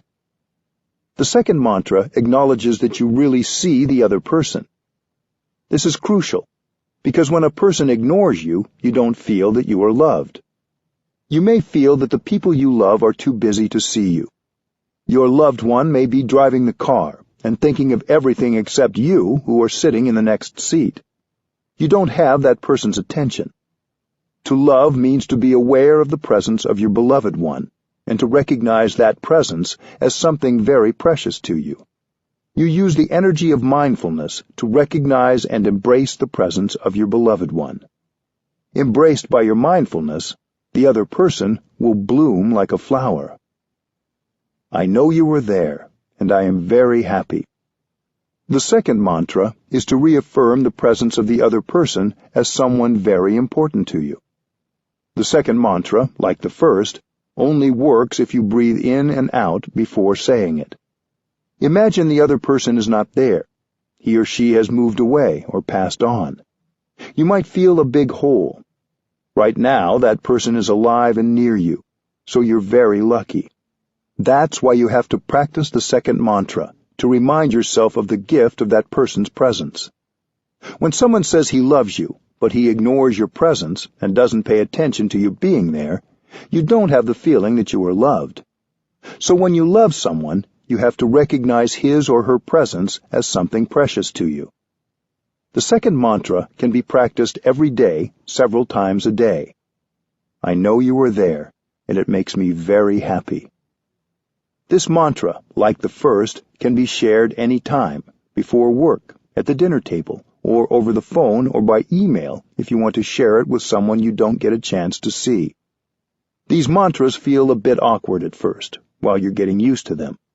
But once you see the results, they will get easier. You can make yourself and the other person happy right away. It's quicker than instant coffee. But remember one thing. A mantra can be practiced successfully only if you know how to make yourself present and say it in mindfulness. The third mantra. While the first two mantras can be said several times a day, no matter what the situation, the third mantra is used when you notice that the other person is suffering.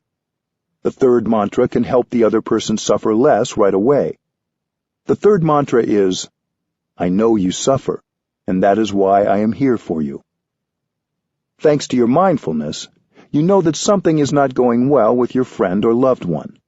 When your loved one is suffering, your impulse may be to want to do something to fix it. But you don't need to do much. You just need to be there for him or her. That is true love. True love is made of mindfulness. Because of your mindfulness, you know when something is not going well with a loved one. When you notice that, you want to do something to help him or her suffer less.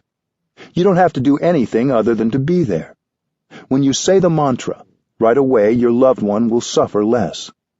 When you suffer and your loved ones ignore your suffering, you suffer much more.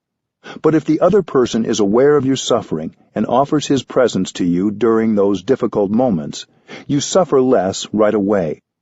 It doesn't take much time to bring relief. So please use this mantra in your relationship to help the other person suffer less. The fourth mantra. The fourth mantra is a little more difficult, especially for those of us with a lot of pride.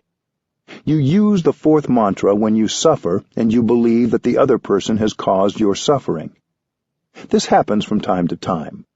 If it was someone you didn't care as much about who had said or done that to you, you would have suffered less. But when someone you love says something that feels critical or dismissive, you suffer deeply. If we suffer and we don't look deeply into our suffering and find compassion for ourselves and the other person, we may want to punish the person who hurt us because he or she has dared to make us suffer. When we suffer, we think it's the other person's fault for not appreciating us enough or loving us enough. Many of us have a natural tendency to want to punish the other person. One way we think of punishing the other person is to show that we can survive without him or her. Many of us have made this mistake. I myself have also made that mistake. But we learn. We want to show the other person that without him or her, we can survive very well. This is an indirect way of saying, I don't need you. But that's not true. In fact, when we suffer, we need others. When we suffer, we should tell others that we suffer and that we need their help. We usually do the opposite. We don't want to go and ask for help. That's why we need the fourth mantra. I suffer. Please help. It's so simple, and it's also a little bit difficult. But if you can bring yourself to pronounce the mantra, right away you suffer less. I guarantee it. So please write that sentence down on a piece of paper the size of a credit card and put it in your wallet. It's a magic formula. I suffer. Please help. If you don't practice this mantra, you may be sulking. If others notice that something is wrong, that maybe you suffer, they might try to comfort you and say, "Are you suffering?" When someone asks you this, you might have the tendency to respond, "Suffer? Why should I be suffering?" You know that's not the truth. You suffer deeply, yet you pretend you don't suffer. You're being untruthful as a way of punishing the other person. If he or she tries to come close and put a hand on your shoulder, you may want to snap, "Leave me alone. I can survive very well without you." Many of us commit that kind of mistake, but we can learn. Practicing the mantra, you do the opposite. You have to recognize that you suffer.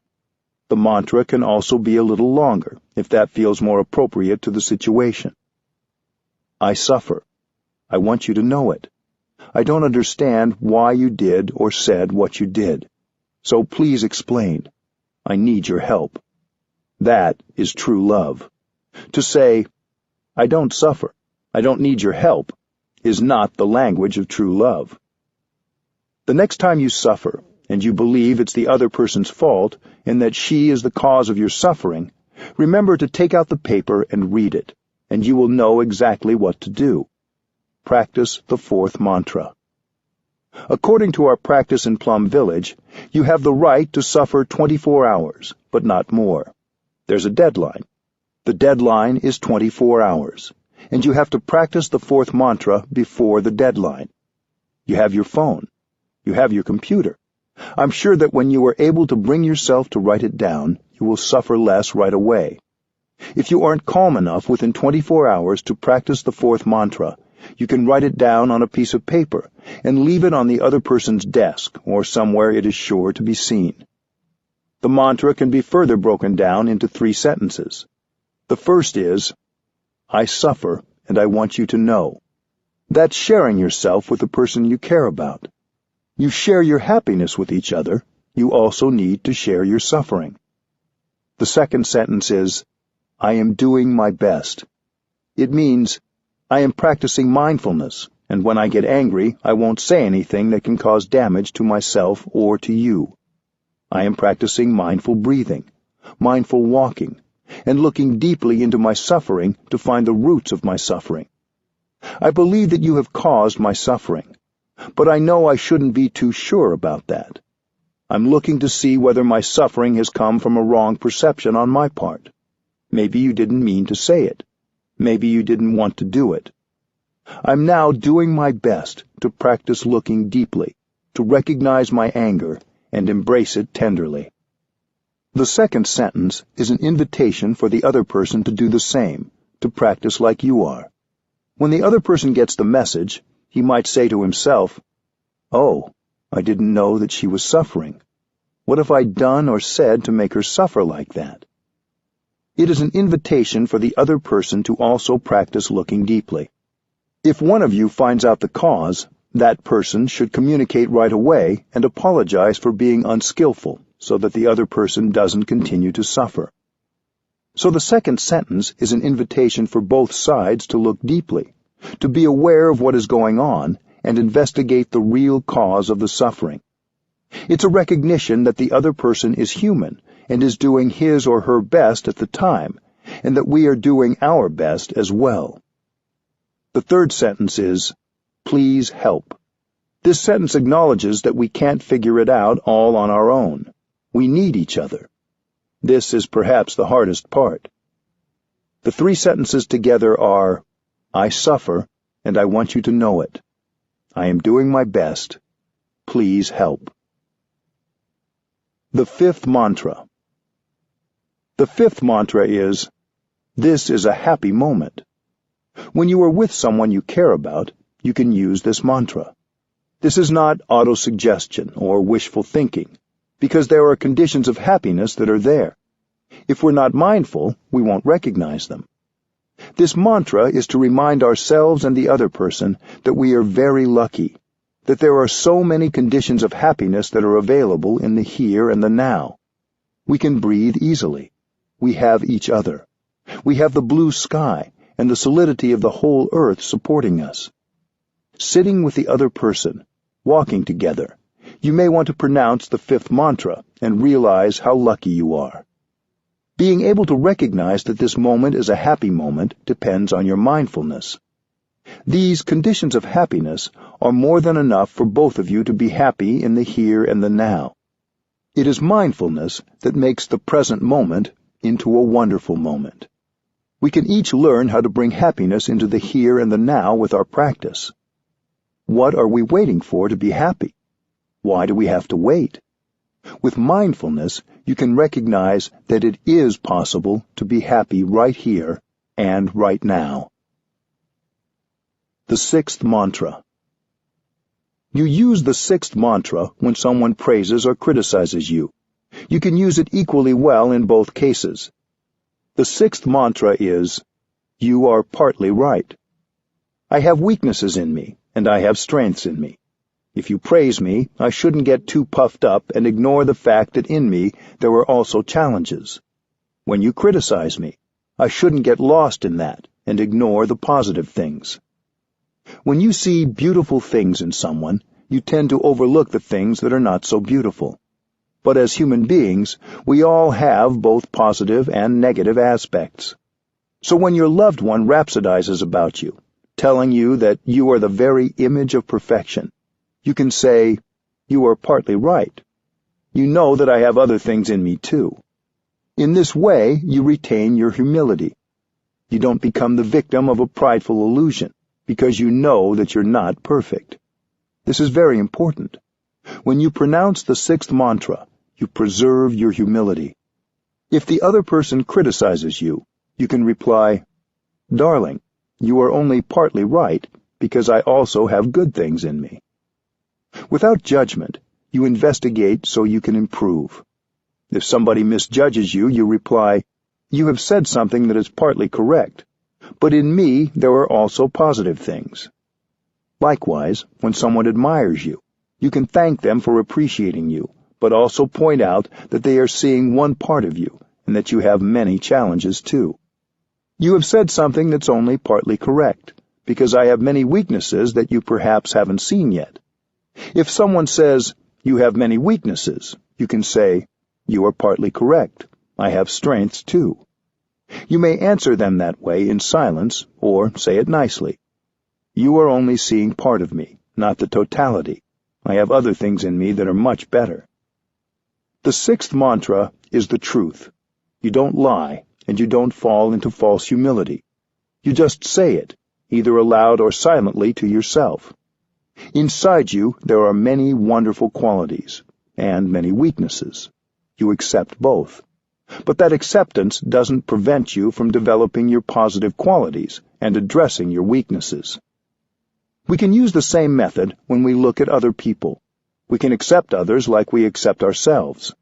We know that what they are expressing is only part of them. Before judging and shouting at somebody, instead of telling someone he or she has no value, we have to look deeper. I know people who are very sensitive. Even a slight judgment makes them weep and become very unhappy. Perhaps you also know people like this. So we accept ourselves with all our weaknesses, and then we have peace. We don't judge ourselves, we accept. I have these qualities and these weaknesses, but I will try to improve slowly at my speed.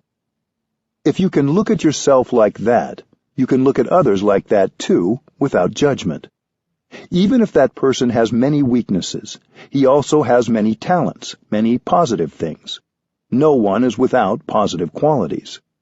So when others judge you wrongly, you have to say that they are partly right, but they have not seen the other parts of you. The other person only sees parts of you, not the totality, so you don't have to be unhappy at all.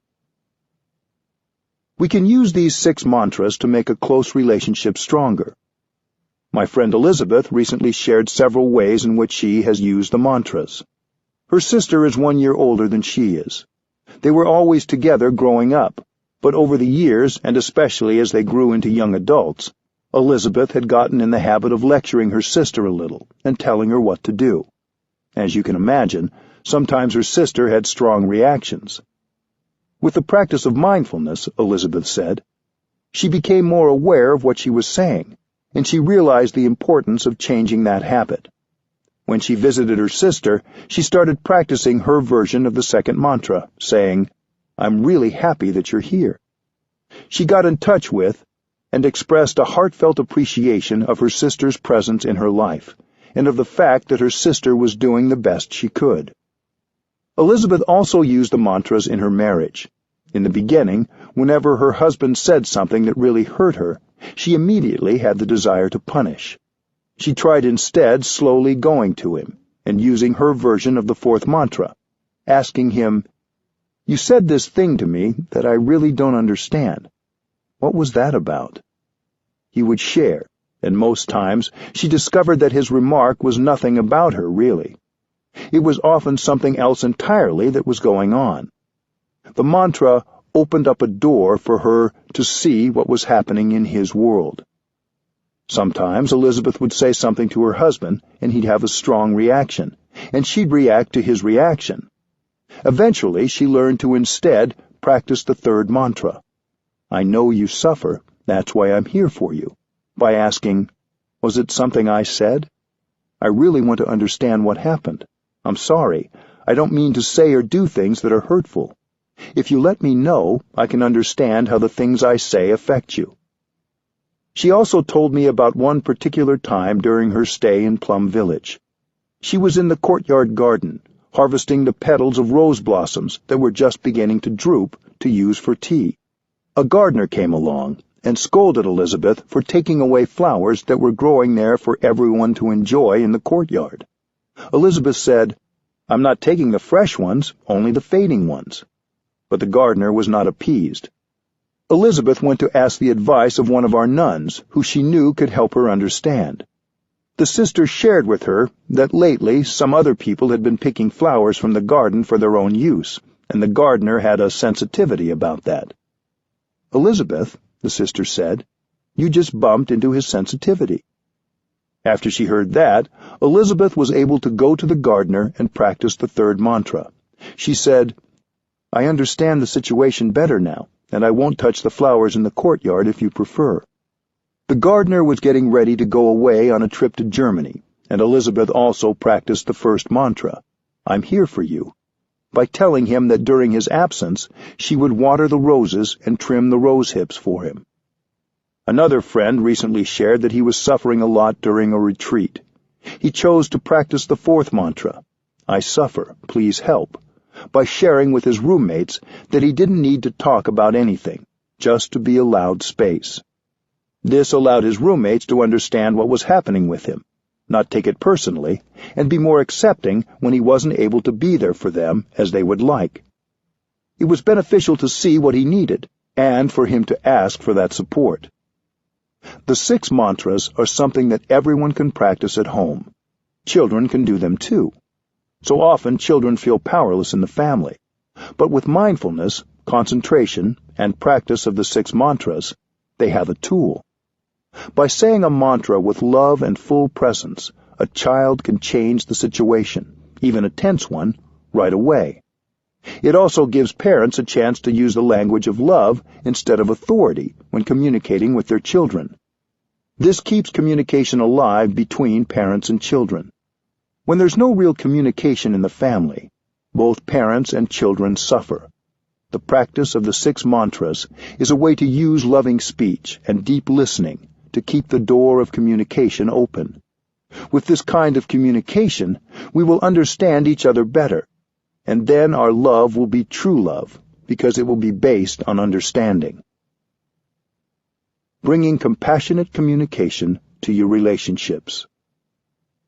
When you are able to use the 6 mantras with your loved ones, you will find that you are building a kind of home together. By listening compassionately to yourself, you have started to come home to yourself. With compassionate communication, you can help your loved ones come home to themselves. Your loved ones are also looking for home, for some warmth and a refuge. Once you have a home, you can help the other person. You are confident because you know how to connect with yourself and make a home for yourself. Your confidence can inspire others to do the same. They may find a home in you, and they lean on that to build a home in themselves. You don't need an iPhone to do this. You need your eyes, to look at them with compassion. You need your ears and your mouth to listen with compassion and speak mindfully.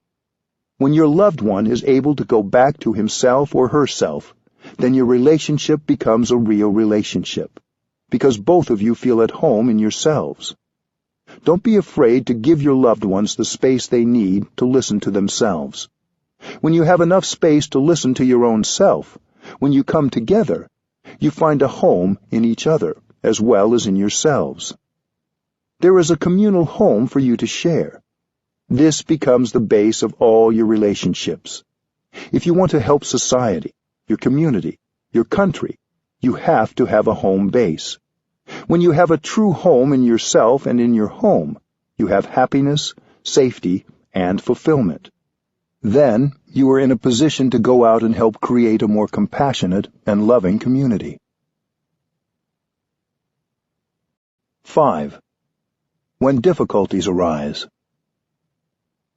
Many of us suffer because our communication with other people is difficult.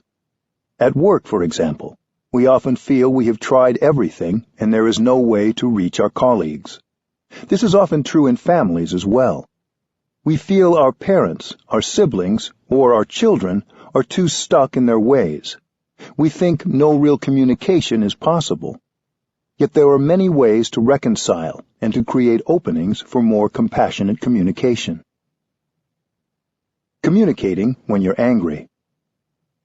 One reason we have trouble communicating with others is that we often try to communicate when we are angry.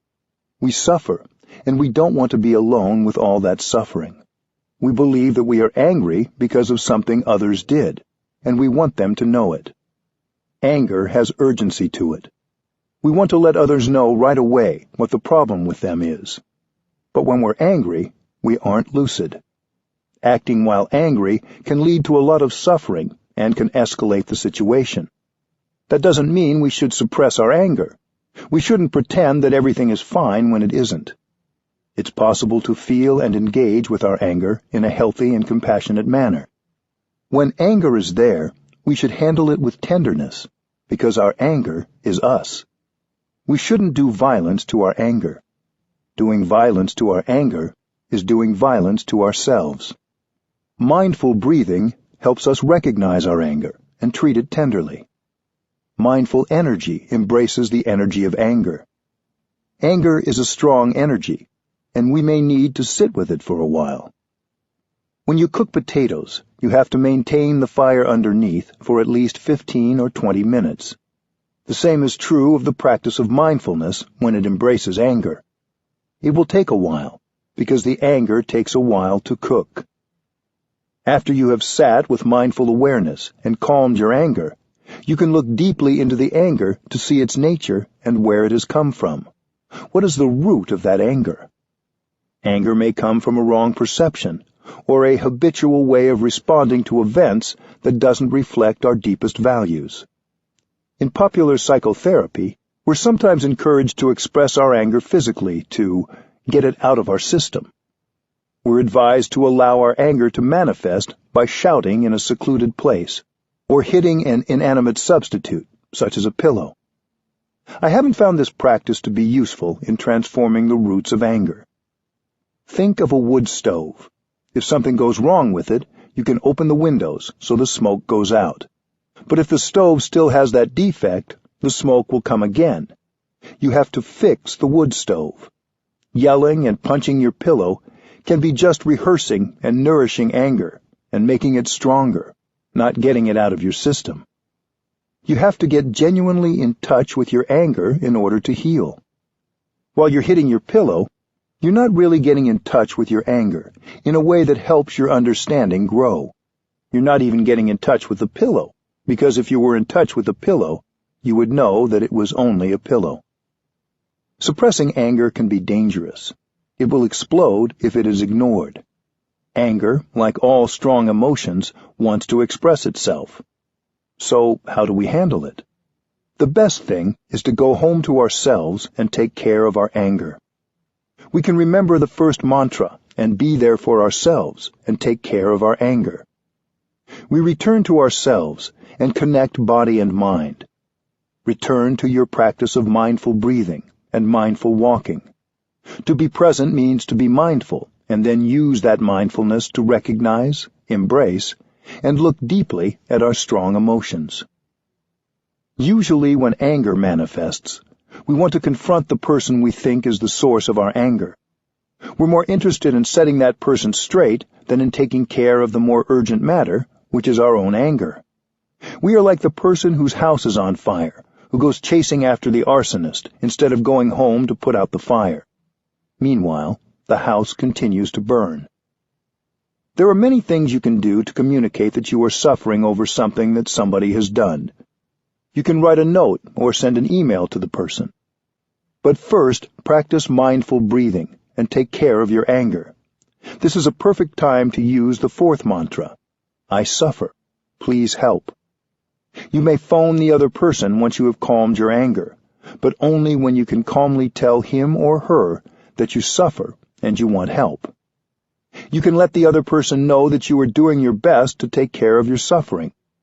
Encourage that person to do the same. Asking for help when we're angry is very difficult, but it allows others to see your suffering instead of just your anger. They will see that suffering causes the anger, and then communication and healing can begin. Helping each other suffer less.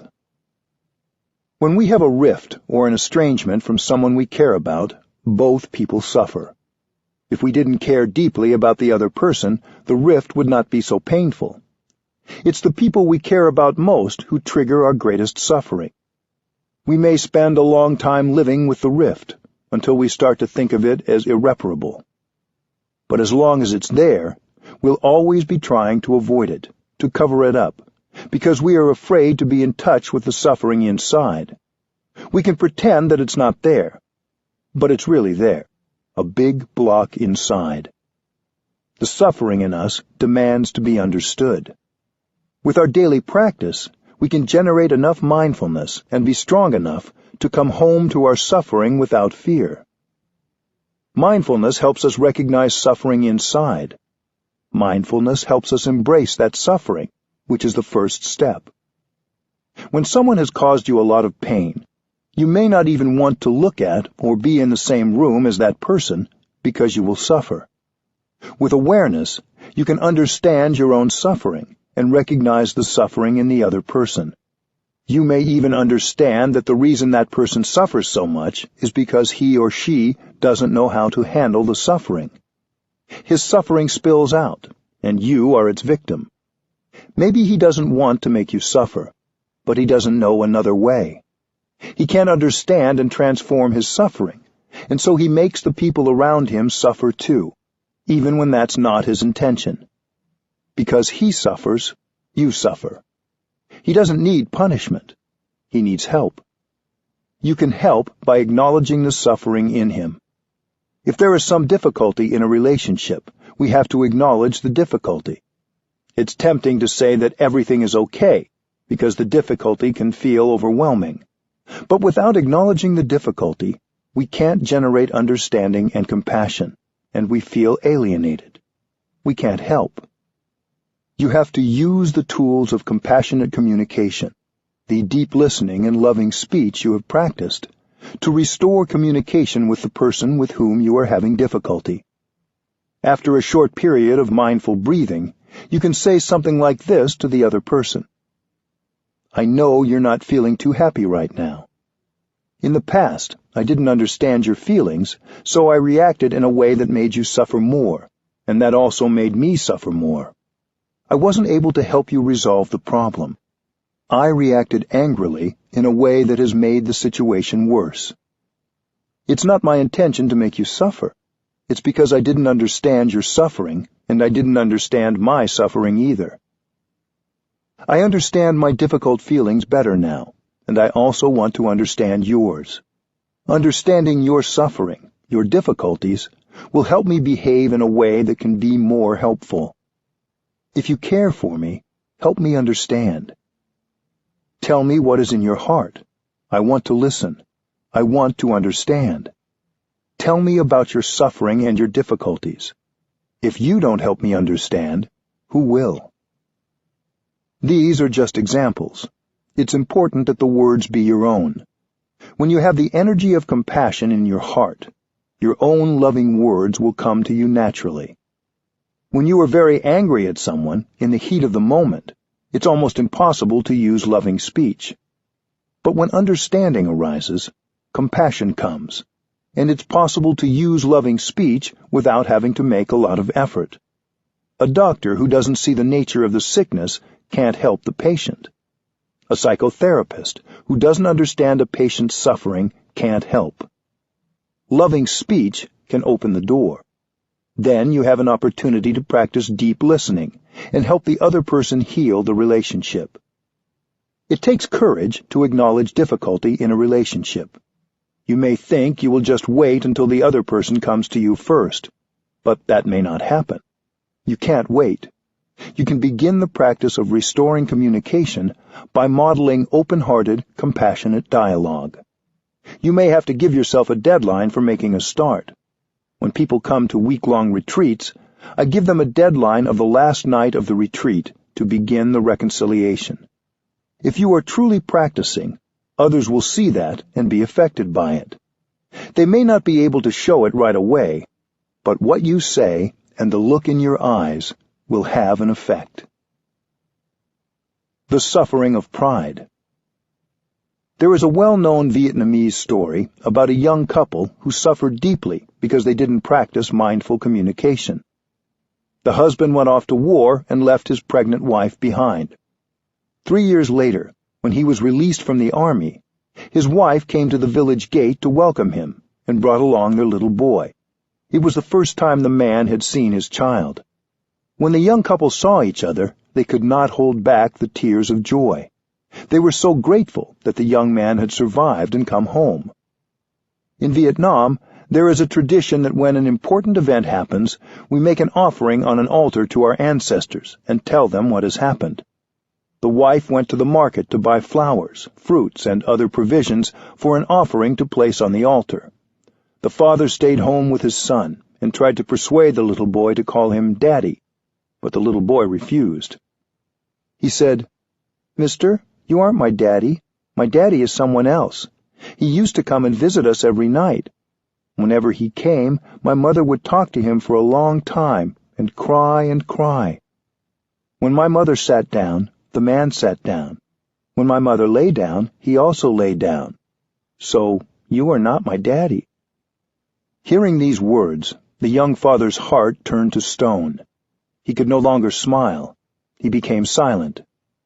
When his wife returned, the man didn't look at her or speak to her anymore. He was very cold. He acted as though he despised her. She didn't understand why, and she began to suffer deeply. After the ceremony to make an offering to the ancestors, it's traditional to take the offering from the altar, and then the family sits down and enjoys the meal with happiness. But after the young man performed the offering, he didn't do this.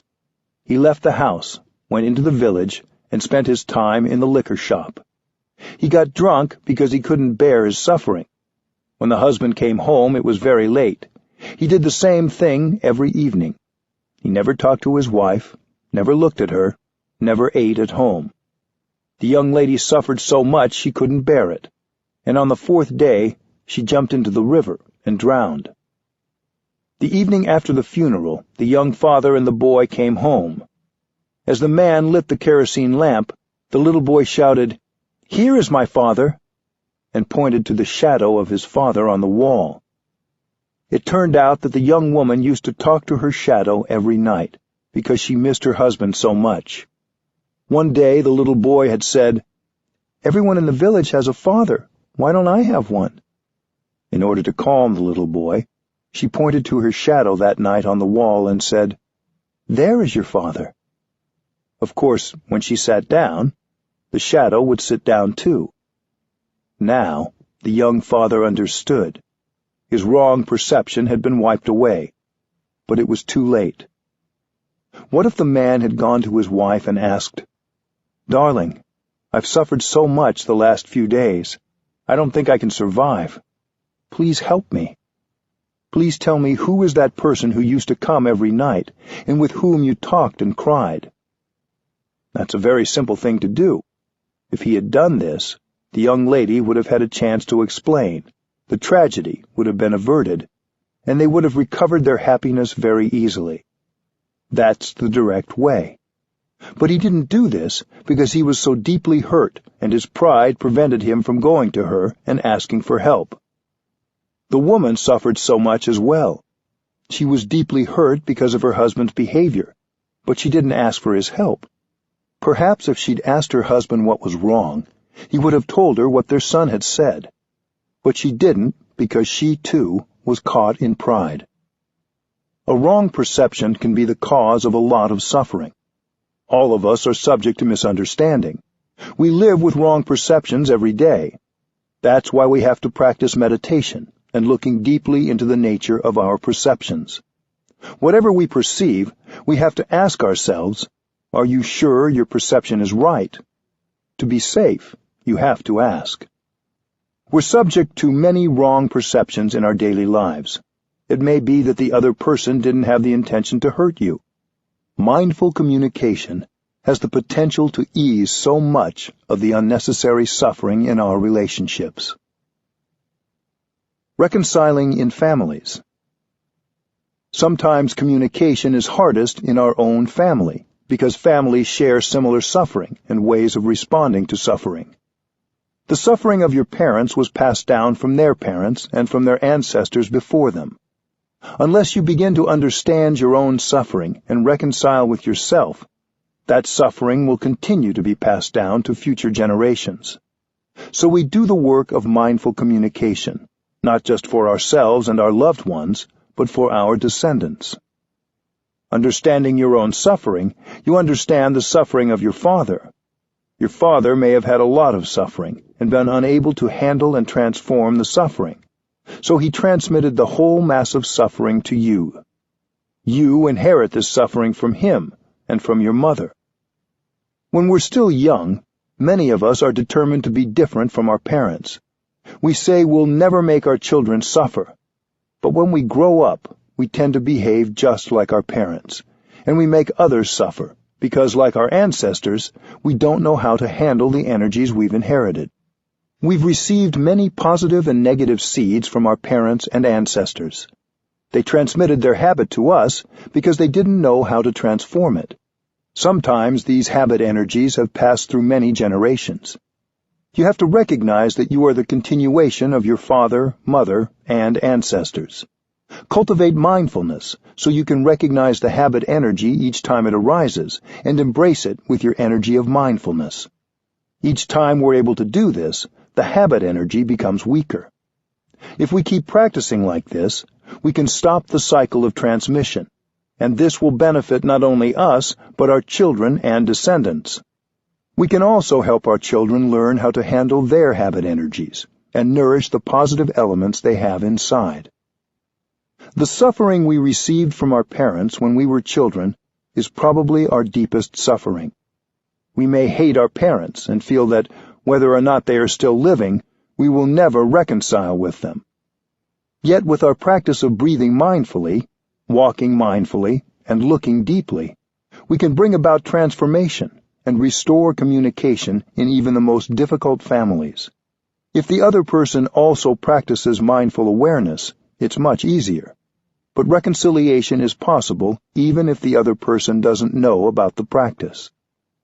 Relationships with parents and siblings can be particularly difficult. Maybe during their childhood they were deeply wounded and no one listened to them. So now they are perpetuating the cycle, and they don't want to listen to anyone. Don't ask your family members to change.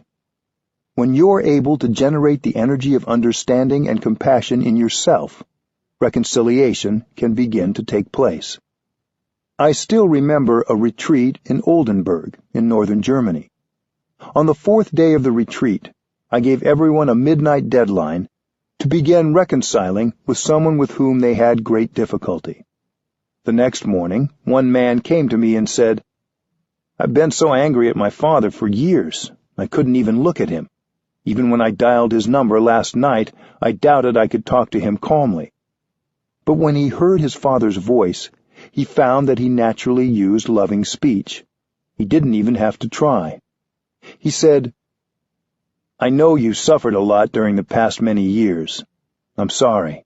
I know I've acted and spoken in a way that didn't help. I didn't mean to make you suffer." His father heard the compassion in his son's voice and told him for the first time about his suffering and his difficulties. Reconciliation is possible. You can find resolution to the difficulties in your relationships. You don't need to allow the difficulties to continue causing you to suffer month after month and year after year. The first step is to practice mindful breathing, mindful walking, and mindfulness in daily activities, so that you will be strong enough to go back to yourself, listen to your own suffering, and look deeply into its nature. Unless we listen to our own suffering, there's no chance of improving the quality of our relationships.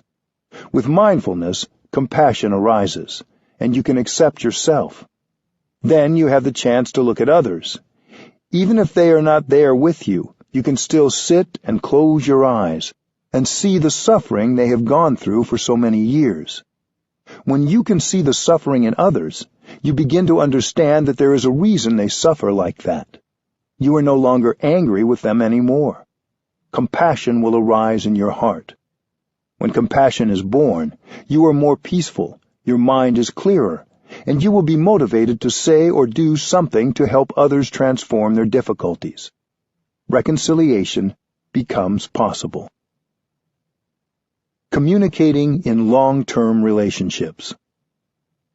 In long-term relationships, as in families, we often get in the habit of thinking that change isn't possible. We think the other person should change, and they won't, so we give up hope. But we need to stop judging and return to our own internal communication. If we wait for our parents or our partner to change, it may take a very long time. If we wait for the other person to change, we may spend all our time waiting. So it's better that you change yourself. Don't try to force the other person to change. Even if it takes a long time, you will feel better when you are master of yourself and you are doing your best. Sometimes when you see your partner behaving in a way that irritates you, you might want to reproach him or her. If you immediately try to correct him, he may get irritated, and then you are both irritated and become unkind. It is as if the blue sky disappears, the green trees disappear, and you are 2 blocks of suffering, bumping against each other. This is the escalation of war, the escalation of unhappiness. You have to disentangle yourself from the unhappiness and go back to yourself, back to your peace, until you know how to handle the situation in a loving way. Then, only when you are calm, invite your partner to speak. You can say you are sorry for not having understood her or him better. Only say this when you are ready. Then listen to her deeply, even if what she says is complaining, reproachful, or not very kind. You may learn that your partner has many wrong perceptions about you and about the situation, but try not to interrupt. Let her speak. Let her have a chance to speak out everything in her, so she can feel listened to and understood. As your partner speaks, continue to breathe mindfully. Later on, you may find a way to undo her misunderstanding, little by little, in a very skillful, loving way, and mutual understanding will grow. If your partner says something untrue, don't interrupt and say, No, you're wrong. That wasn't my intention." Let him speak out.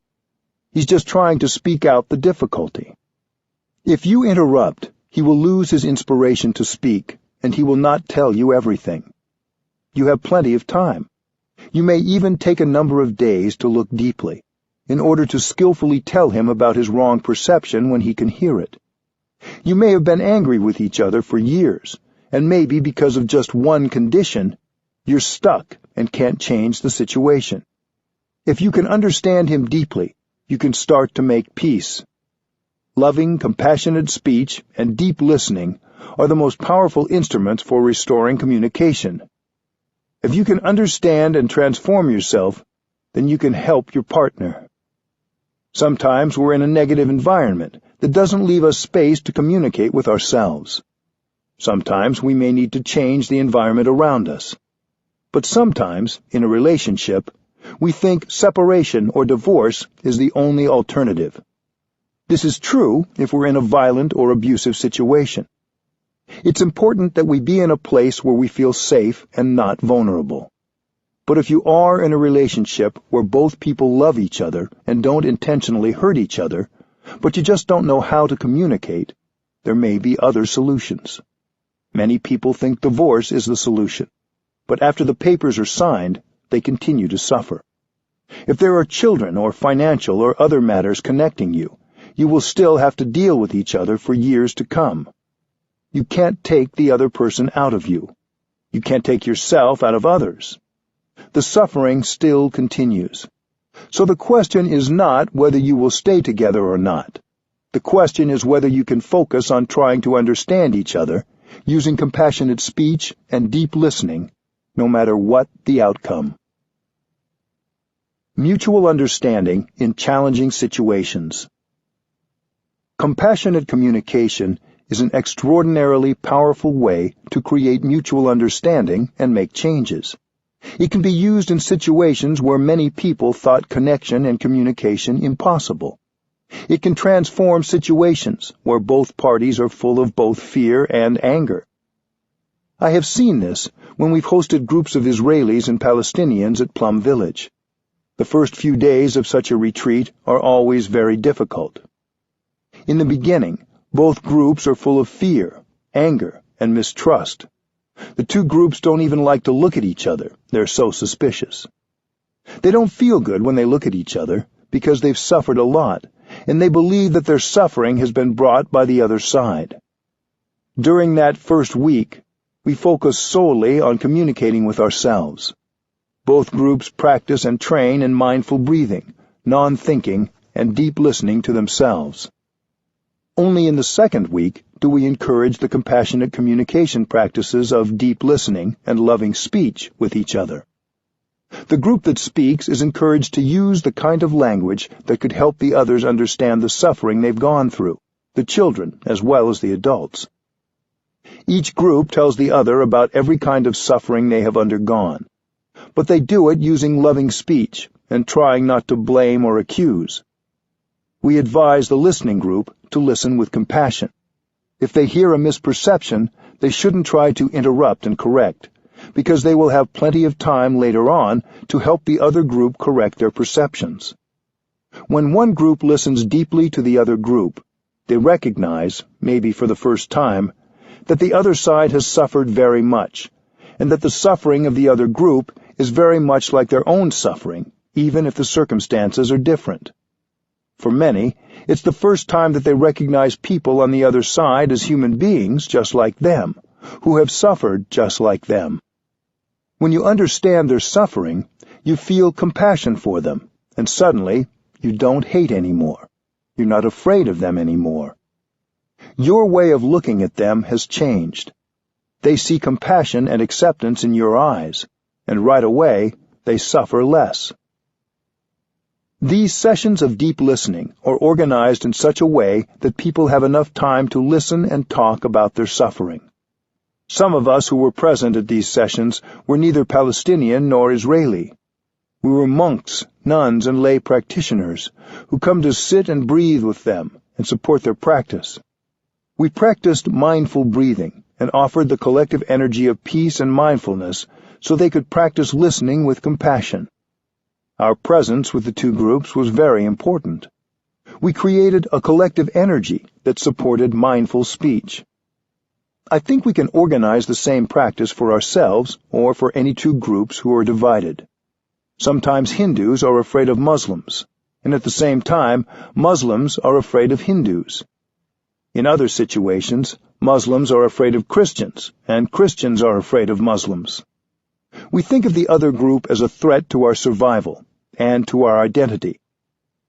The first thing is to look deeply and see that not only on your side, but also on the other side, there's a lot of fear and suffering. In the beginning, we think that we are the only ones who suffer and have a lot of fear. But if we get close enough to the other side and look, we see that they also have a lot of fear of us, and also suffering. When we can see their suffering and fear, we suffer less already. When we're able to produce a compassionate thought, this thought begins to heal us, heal the other, and heal the world. Peace negotiations. I think if government officials organized peace talks the way we organize sessions of deep listening and loving speech, they would have more success in bringing reconciliation to opposing parties. When opposing parties come together to negotiate, they shouldn't negotiate right away. Each group has a lot of doubt, anger, and fear in them, and negotiating may be too challenging when these strong emotions are present. The first part of any peace initiative should be devoted to the practice of breathing, walking, sitting, and calming. Then the groups may be ready to listen to each other, and the desire and capacity for mutual understanding will be there to serve as a basis for successful negotiations. If the atmosphere gets too heated during the negotiating session and the tension too strong, the chairperson should invite everyone to stop and breathe in and out to calm themselves down. Even if someone was in the middle of addressing the group, everyone should stop and breathe in and out together. When I addressed a meeting of congressional representatives in Washington, D.C., I proposed a similar process. After that, we offered a retreat for a number of representatives, and we practiced mindfulness together. That was many years ago. But there are a few members of Congress who still practice mindful walking on Capitol Hill. It's possible and very beneficial to bring compassionate communication and mindful speech into political life. There's no place where deep listening and loving speech are inappropriate. We don't need to save these techniques for a special occasion. They can be adapted to any situation and be helpful. If we use them now, we will have the understanding and insight we need to repair the damage we caused in the past and bring healing to ourselves, our families, our relationships, and our communities. 6. Mindful communication at work. Successful work communication begins before we even arrive at our jobs. Often on our way to work, as we drive, bike, take the train, ride the bus, or walk, we focus on what we'll have to do when we arrive, or on something we didn't finish before we left home. If we instead bring our awareness to mindful breathing and to what's happening right in that moment, we can enjoy every moment of transporting ourselves to work. Before I begin my work of teaching for the day, I don't spend time worrying about what questions people might ask or how I might answer them.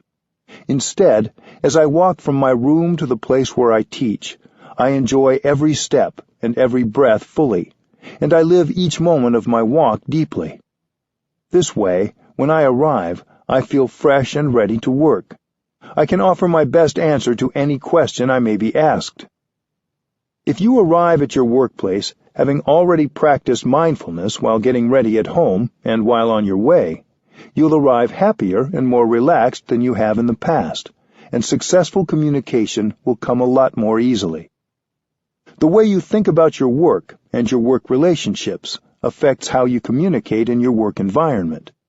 You may be under the impression that the purpose of your work is to offer a service to others or to produce an object or commodity. But while at work, you're also producing thoughts, speech, and actions. Communication is as much a part of your job as is the end product. If you communicate well in your work environment, not only do you enjoy yourself more, but you create a harmonious atmosphere that will carry over into your work. Everything you do will have a stronger element of compassion and be of greater benefit to more people. Leading by example. When I was in India a number of years ago, I met Mr. K.R. Narayanan when he was the President of the Indian Parliament. We spoke about using the practice of deep listening and compassionate dialogue in legislative bodies. I said that any work environment, including a legislative assembly, could become a community motivated by mutual understanding and compassion. If we create a healthy and nourishing work community, we are modeling the kind of environment we want to create in the world. When, in a work environment, you use mindful and compassionate speech, you're offering the best of yourself. If we can combine our insights and experiences, the collective insight will bring about the wisest decisions. If we're not able to listen to our colleagues with a free heart, if we only consider and support ideas that we already know and agree with, we're harming our work environment. Whatever your position is at work, you can set an example by learning to listen to everyone with equal interest and concern. Many workplaces are characterized by daily stress. We need to set up spaces at work for the practice of mindful breathing. Mindful breathing is the first step to mindful communicating because it relaxes us in body and mind. We have to be relaxed, to feel well, so that we can make the best decisions possible. When we model relaxation at work, we are already communicating powerfully. Mr. Narayanan and I talked about integrating mindful breathing into the Parliament of India as a way to reduce stress. If they can do it in the legislature, perhaps you can do it in your workplace. Can you bring your colleagues together to practice mindful breathing, or make time available for this before any group meeting, so that people will be able to communicate more effectively and without stress? If you can't organize others, even your own mindful breathing will make your work communication go better. Sometimes workplace communication can seem so difficult, but one mindful breath already begins to make it easier. Greeting your colleagues. What is the first thing you do when you arrive at work? Do you smile at the people you see? Do you greet them? The first few minutes are crucial in setting the tone for your workday. You may feel you have too much on your mind. You may still be absorbed in an argument or in something challenging that happened before you arrived.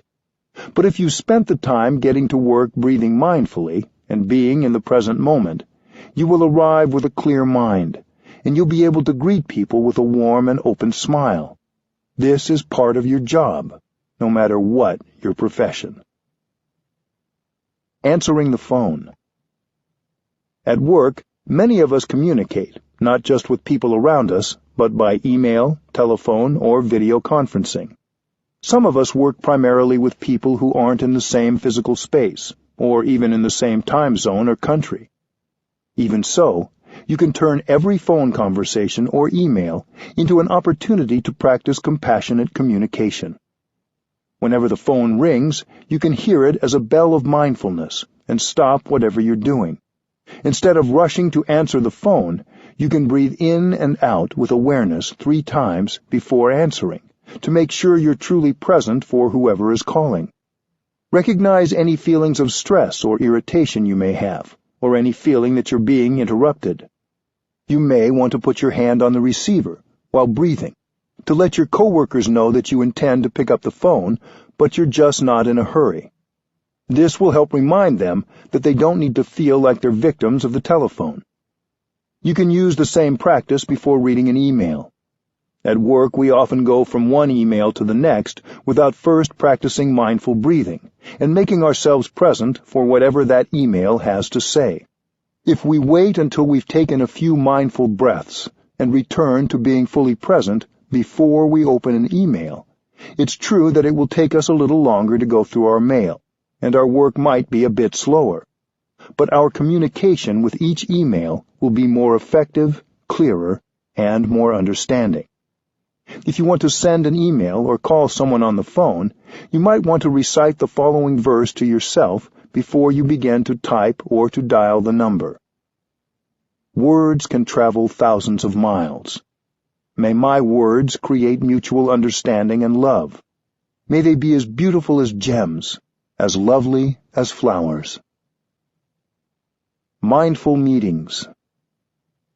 Our communication in meetings can often be a source of tension, stress, and conflict at work. Sometimes we rush from one meeting to another, so we arrive already anxious or distracted. It will help to schedule a few minutes at the beginning of any meeting to sit quietly together.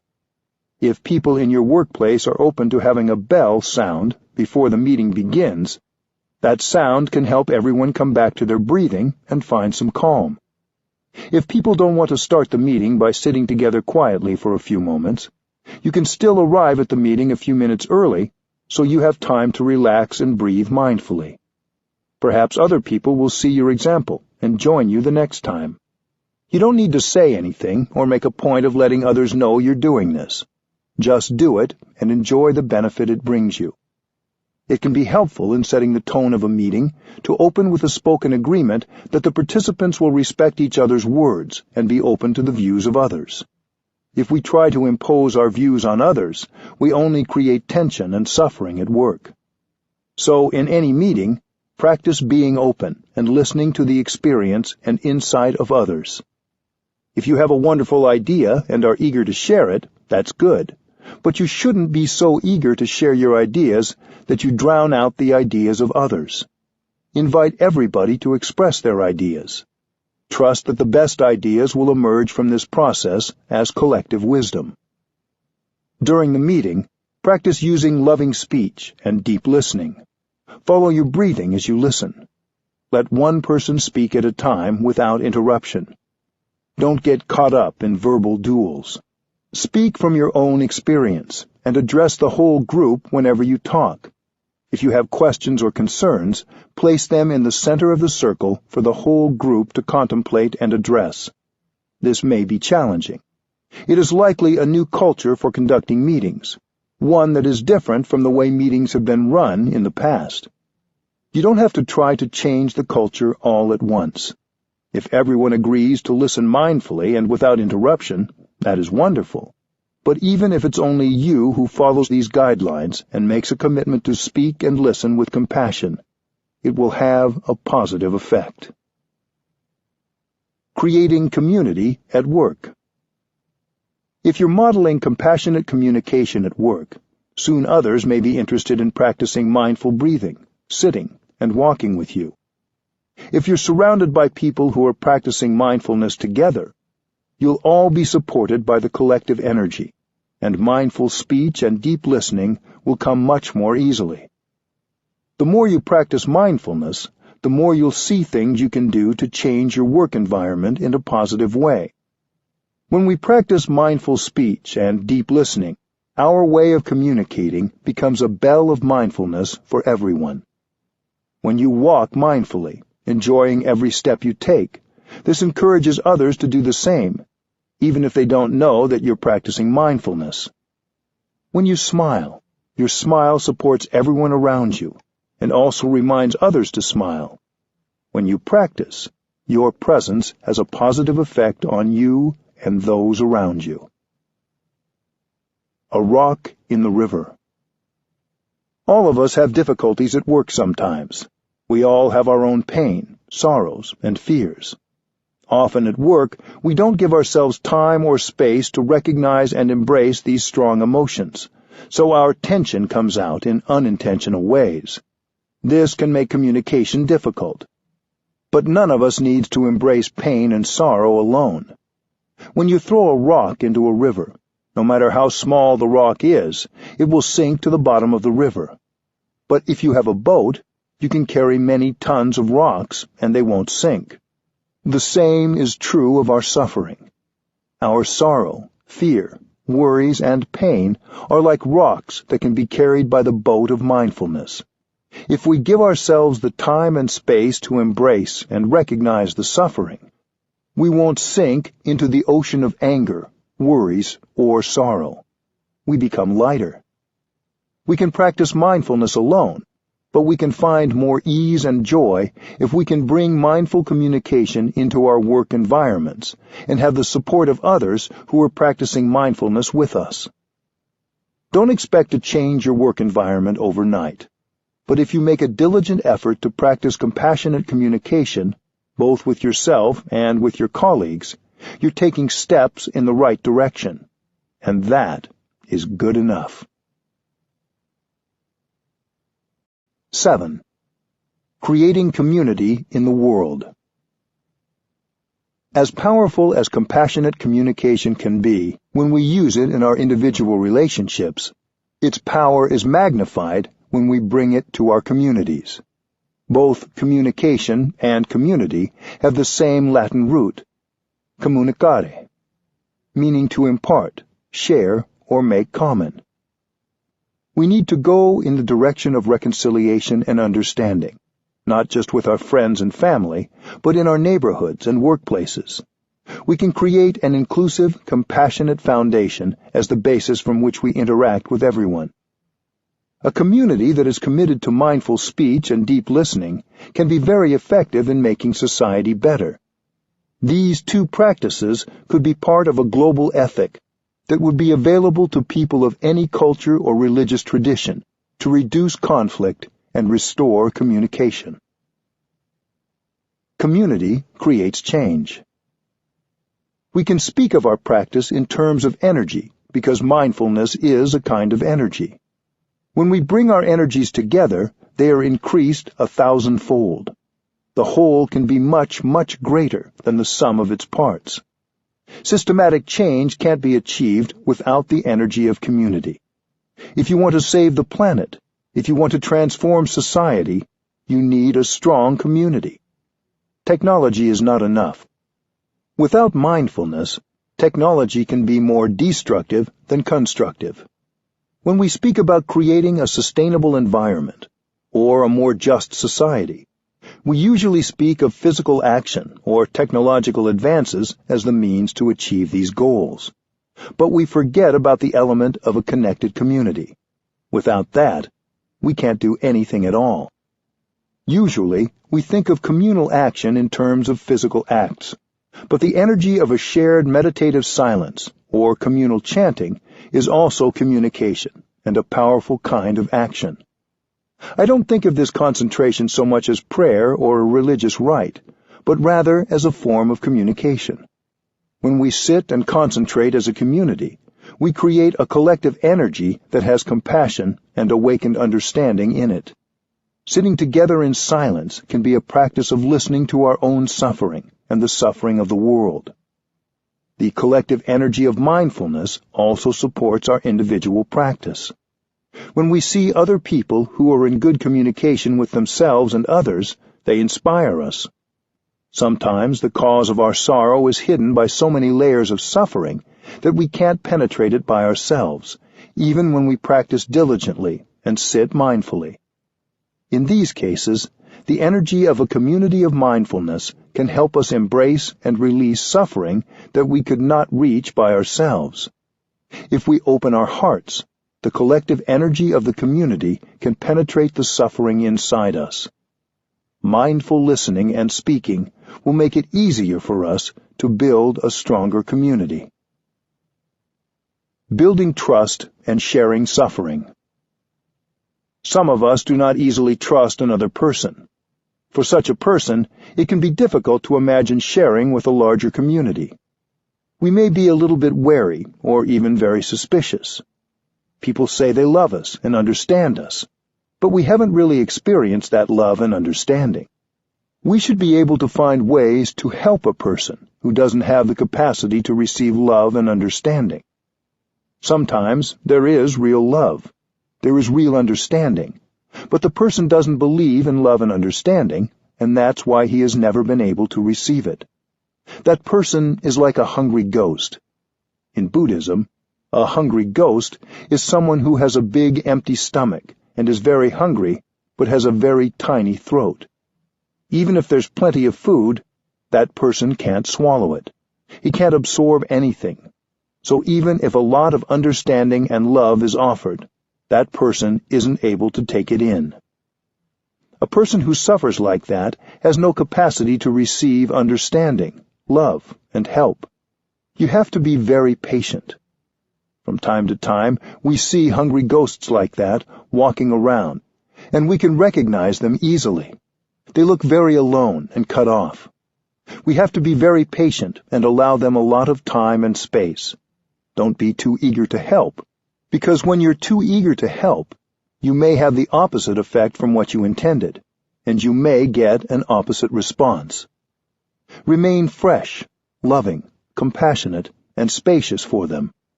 That is what you can do now. Look deeply to see if you can find a mantra to say that's skillful enough to help them enlarge their throats and get nourishment. With patience and time, one day their throats will be larger, and they will begin to notice the energy of love and understanding that is in you. Community building takes time. Community strengthens compassion. Scientists have studied the behavior of social animals, such as birds and fish, and have found that in every community there is an element of altruism. Some members of the community are ready to die and sacrifice their lives for the sake of the community. There is a kind of fish called a stickleback. They swim in bands, thousands of them. Whenever they notice the shadow of a predator, a large fish that might threaten the band of fish, a few dozen will detach themselves and go explore. They know there's a risk, but they want to go in that direction to see if the threat is real. If they find there's no risk, they go back and rejoin the band of fish. If there is a real danger, a few of them will stay to be swallowed by the big fish, while the rest go back and tell the band of fish to go in another direction. Ants also behave like that, as do bees and some kinds of birds. We humans also hear news reports of heroes sacrificing themselves in this way. The behavior on the part of some members of your community nourishes your own generosity and altruism. Scientists in this fish study found that if a school stays together, the generosity will grow. The descendants will profit and become more and more generous. But if they are dispersed, the generosity dies down very quickly. According to scientists who have conducted studies, when you're exposed to such behavior from some members of your community, the seed of altruism in you is watered. And when your turn comes, you will do the same. You will know how to sacrifice for the sake of the community. Living in the world, we have strong habits. We walk without any awareness or enjoyment of our steps. We walk as if we have to run. We speak, but don't know what we are saying. We create a lot of suffering while speaking. Communities that commit themselves to mindfulness can help members of the community learn how to speak, breathe, and walk mindfully. The community helps train you, and you train yourself. When we practice in a community, there are more people to support us, but also more opportunities for frustration and anger. Loving speech and deep listening are key to community building. You learn to speak in a way that will not cause suffering in yourself and your community. If your community doesn't practice this, it's not an authentic community. Even if you have suffering and anger, you can train yourself to speak in a way that helps the other person or group understand what is going on in you, and that makes real communication possible. Our world can be a mindful, compassionate community. We need to find better ways to communicate. If we can do this in our relationships, we can do it in our work environments, and even in our political environments. We have to transform our governments into mindful, compassionate places of deep listening and loving speech. We each can do our part to contribute as a citizen, as a member of the human family. In the process of community building, we get the transformation and healing we need to further the transformation and healing of the world. This is a process of training and learning. When you speak, allow the inside of our collective humanity to speak through you. When you walk, don't walk for yourself alone. Walk for your ancestors and your community. When you breathe, Allow the larger world to breathe for you. When you're angry, allow your anger to be released and to be embraced by the larger community. If you know how to do this for one day, you are already transformed. Be your community, and let your community be you. This is true practice. Be like the river when it arrives at the ocean. Be like the bees and birds that fly together. See yourself in the community, and see the community in you. This is a process of transforming your way of seeing, and it will transform how, and how effectively, you communicate. 8. Our communication is our continuation. Every human and every animal communicates. We typically think of communication as the words we use when we speak or write. But our body language, our facial expressions, our tone of voice, our physical actions, and even our thoughts are ways of communicating. Just as an orange tree can produce beautiful orange leaves, blossoms, and fruits, a beautiful human being can produce beautiful thoughts, speech, and actions. Our communication is not neutral. Every time we communicate, we either produce more compassion, love, and harmony, or we produce more suffering and violence. Our communication is what we put out into the world, and what remains after we have left it. In this way, our communication is our karma. The Sanskrit word karma means action, and it refers not just to bodily action, but to what we express with our bodies, our words, and our thoughts and intentions. Throughout our day, we produce energies of thought, speech, and action.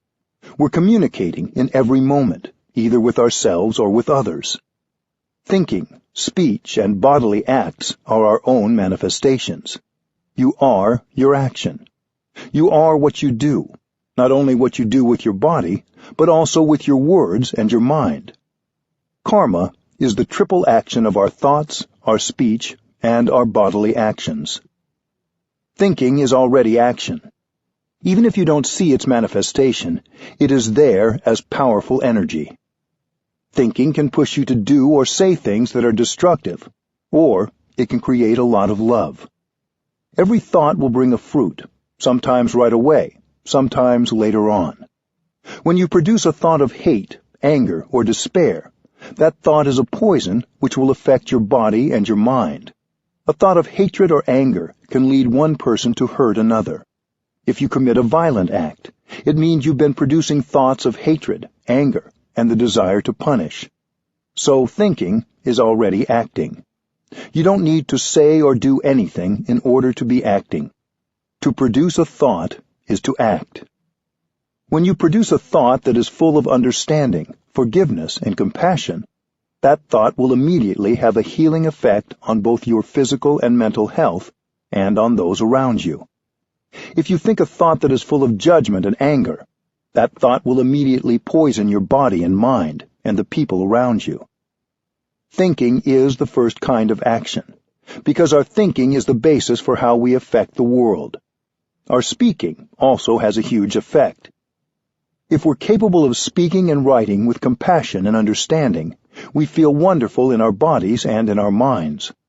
We don't speak with compassion just so that the person or people we're speaking to will feel better. Our compassionate speech has a healing effect on us too. After you have been able to say something kind, forgiving, and compassionate, you feel much better. When you write words full of compassion and forgiveness, you feel freer, even if the person you're writing to hasn't read them yet. Even before you mail the letter or send the email or text, you feel better. The person reading your words will also feel your compassion. In the same way, if you speak with anger and violence, if you speak out of a desire to punish, both you and the people who hear your words experience more suffering. Think of a child hearing her parents fighting. Even if the words are not directed at her, the effect of the angry speech is much the same. Speech, the second form of action, can heal and liberate, or it can cause destruction and pain. The third form of action is bodily action. We communicate with our body language, our clenched fists or open arms, but also with our larger actions, including what we choose to show up for, what we do with our day, and how we treat others. If you are able to do something in the line of saving, supporting, protecting, comforting, rescuing, or caring, there is a positive effect right away. Every communication bears our signature. Everything we say and do bears our signature. We can't say, "That's not my thought." We're responsible for our own communication. So if it happens that yesterday I said something that wasn't right, I have to do something today to transform it. The French philosopher Jean-Paul Sartre said, "Man is the sum of all his actions." The value of our lives depends on the quality of our thinking, our speech, and our action. We want to offer the best kind of thinking, the best kind of speech, and the best kind of bodily acts, because those actions are our continuation. When we think, when we speak, when we act, we create, and we are there in our creations. That is the outcome of our being. Our communications will not be lost when our physical bodies are no longer here. The effect of our thinking, speech, and physical actions will continue to ripple outward into the cosmos. Whether this body is still here or has disintegrated, our actions continue. When you produce a thought, it bears your signature. It's you who produced that thought, and you are responsible for it. If it's a thought of compassion, forgiveness, non-discrimination, you will continue beautifully because you are there in it. You are the author of that action. Your speech and your physical actions, both compassionate and violent, also bear your signature. We are like the cloud that produces the rain. Through the rain, the cloud continues to affect the crops, the trees, and the rivers, even after the cloud is no longer floating there in the sky. Likewise, everything we produce in terms of thought, speech, and action continues even after our bodies disintegrate. The cloud is there in the cornfield and in the river. When this body disintegrates, our words, thoughts, and physical actions continue to have an effect. Our thoughts, speech, and actions are our real continuation. According to this practice, it's possible to continue beautifully into the future. Imagine a bank account somewhere in which we deposit every word, thought, and physical action. The bank account certainly does exist, but its nature is non-local. Nothing is lost. Changing the past. Suppose in the past you said something unkind to your grandmother. Now she is no longer alive, so you can't apologize directly to her. Many of us carry the guilt of something we have said or done that we think we can't rectify. But it's possible to erase that unskillfulness of the past. The past isn't exactly gone. If we know our communication continues, then we know the past is still there, disguised in the present moment. After all, the suffering is still there. You can touch it. What you can do is to sit down, breathe in and out deeply, and recognize that in every cell of your body there is the presence of your grandmother. Grandma, I know that you are there in every cell of my body. I am your continuation. I'm sorry I said something that made you suffer and made me suffer. Please listen, Grandma. I promise that from now on, I won't say such a thing to anyone anymore. Grandma, please accept helping me in this practice. When you talk to your grandmother like that, you can see her smiling to you, and you heal the suffering of the past. Communication isn't static. Even if yesterday you produced a thought of anger and hate, today you can produce a thought in the opposite direction, a thought of compassion and tolerance. As soon as we produce the new thought, it can very quickly catch up with yesterday's thought and neutralize it. Using right communication today can help us heal the past, enjoy the present, and prepare the ground for a good future. 9. Practices for Compassionate Communication. The computer bell. Many times when we work with our computers, we are completely lost in our work, and we forget to be in touch with ourselves. Or we may forget to pay attention to our conversations, getting carried away in juicy gossip, criticizing, complaining, or other unmindful speech.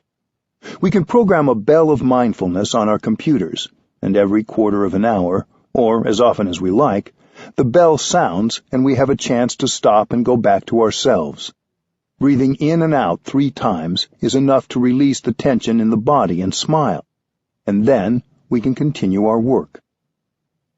Drinking tea in mindfulness. Drinking tea is a wonderful way to set aside time to communicate with yourself.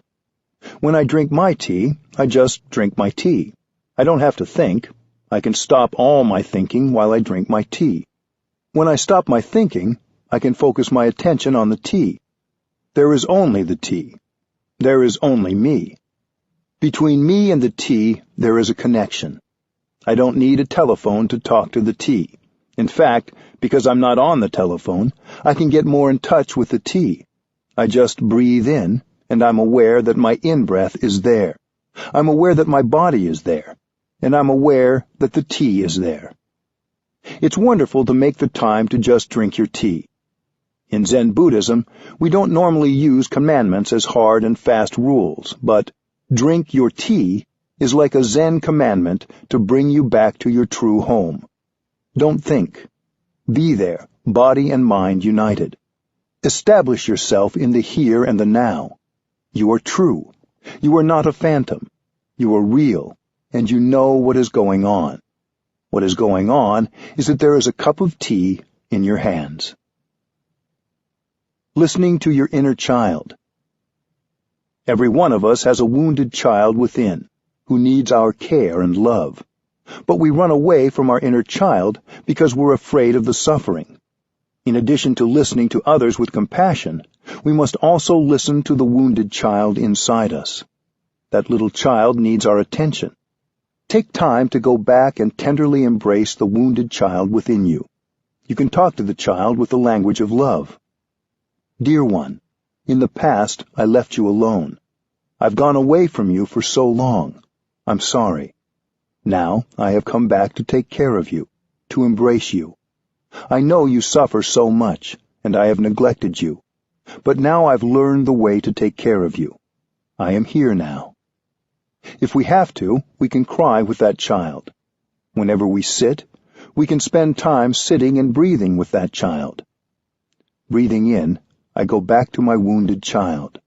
Breathing out, I take good care of my wounded child.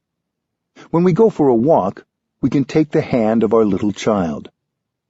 We should talk to our child several times a day for healing to take place. The little child has been left alone for a long time, so we need to begin this practice right away. Go back to your inner child every day and listen for 5 or 10 minutes, and healing will take place. Our wounded child is not only us.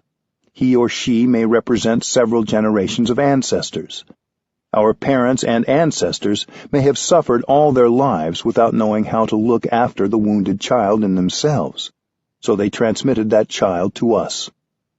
So when we're embracing the wounded child inside us, we're embracing all the wounded children of past generations. This practice doesn't just benefit us. It liberates numberless generations of ancestors and descendants. This practice can break the cycle. Writing a love letter. If you have difficulties with someone in your life, you might spend some time alone and write that person a real letter. You can write the letter to someone you see every day, or, just as effectively, to someone you haven't seen for years, or even to someone who is no longer living. It is never too late to bring peace and healing into a relationship. Even if we no longer see that person, we can reconcile inside ourselves, and the relationship can heal. Give yourself a couple of hours to write a letter using loving speech. While you write the letter, practice looking deeply into the nature of your relationship. Why has communication been difficult? Why has happiness not been possible? Here is an example. My dear, I know you have suffered a lot over the past many years.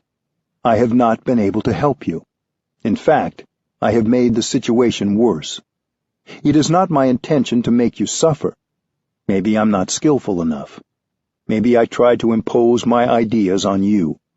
In the past, I thought you made me suffer. Now I realize that I have been responsible for my own suffering. I promise to do my best to refrain from saying things or doing things that make you suffer. Please tell me what is in your heart. You need to help me. Otherwise, it is not possible for me to do it. I can't do it alone. You have nothing to risk by writing this letter. You can even decide later whether to send it. But whether you send it or not, you will find that the person who finishes writing the letter is not the same person who began it. Peace, understanding, and compassion have transformed you. Peace Treaties and Peace Notes. The Peace Treaty and the Peace Note are two tools to help us heal anger and hurt in our relationships. The Peace Treaty can be used as a preventative tool, before we utter or are hurt by words or actions that seem unkind. When we sign the Peace Treaty, we are making peace, not just with the other person, but within ourselves. The Peace Note can be used as a healing tool when we're hurt or angry because of something someone has said or done. You can copy it and keep blank copies available whenever you need it. You can use it in place of the fourth mantra note that you keep in your wallet. If someone does something that brings us suffering, we can say, "What you just said hurt me. I would like to look deeply into it, and I would like you to also look deeply into it. Let's make an appointment for some time later in the week to look at it together." One person looking at the roots of our suffering is good. Two people looking is better, and two people looking together is best. Both the treaty and the note suggest waiting a few days for discussion. You can pick any night. First, you are still hurt, and it may be too risky if you begin discussing it now. You might say things that will make the situation worse. From now until that evening, you can practice looking deeply into the nature of your suffering, and the other person can too. Before that night, one or both of you may see the root of the problem and be able to tell the other and apologize. Then, on that night, you can have a cup of tea together and enjoy each other. If by that evening the suffering has not been transformed, one person begins by expressing himself, while the other person listens deeply. When you speak, you tell the deepest kind of truth using loving speech, the kind of speech the other person can understand and accept. While listening, you know that your listening must be of good quality to relieve the other person of his suffering. If you can, have the discussion be on a Friday evening or early on a Saturday, so you still have the weekend to enjoy being together. Peace Treaty. In order that we may live long and happily together, in order that we may continually develop and deepen our love and understanding, we, the undersigned, vow to observe and practice the following. I, the one who is angry, agree to 1. Refrain from saying or doing anything that might cause further damage or escalate the anger. 2. Not suppress my anger. 3. Practice breathing and taking refuge in the island of myself. 4. Calmly, within 24 hours, tell the one who has made me angry about my anger and suffering, either verbally or by delivering a peace note. 5. Ask for an appointment for later in the week, e.g., Friday evening, to discuss this matter more thoroughly, either verbally or by peace note. 6. Not say, "I am not angry, it's okay, I am not suffering." There is nothing to be angry about, at least not enough to make me angry. 7. Practice breathing and looking deeply into my daily life, while sitting, lying down, standing, and walking, to see A. The ways I myself have been unskillful at times. B. How I have hurt the other person because of my habit energy. C. How the strong seed of anger in me is the primary cause of my anger. D. How the other person's suffering which waters the seed of my anger, is the secondary cause. E. How the other person is only seeking relief from his or her own suffering. F. That as long as the other person suffers, I cannot be truly happy. 8. Apologize immediately, without waiting until our appointment, as soon as I realize my unskillfulness and lack of mindfulness. 9. Postpone the meeting if I do not feel calm enough to meet with the other person. I, the one who has made the other angry, agree to 1. Respect the other person's feelings, not ridicule him or her, and allow enough time for him or her to calm down. 2. Not press for an immediate discussion. 3. Confirm the other person's request for a meeting, either verbally or by note, and assure him or her that I will be there. 4.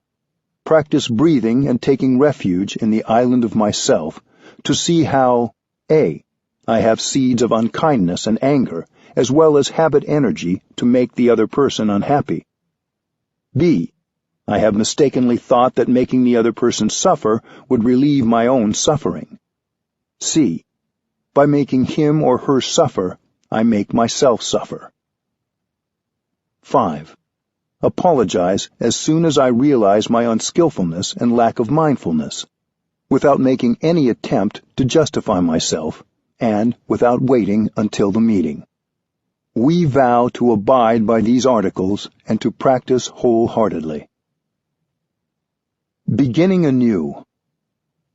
When a difficulty arises in our relationships, and one of us feels resentment or hurt, a good practice to try is called beginning anew.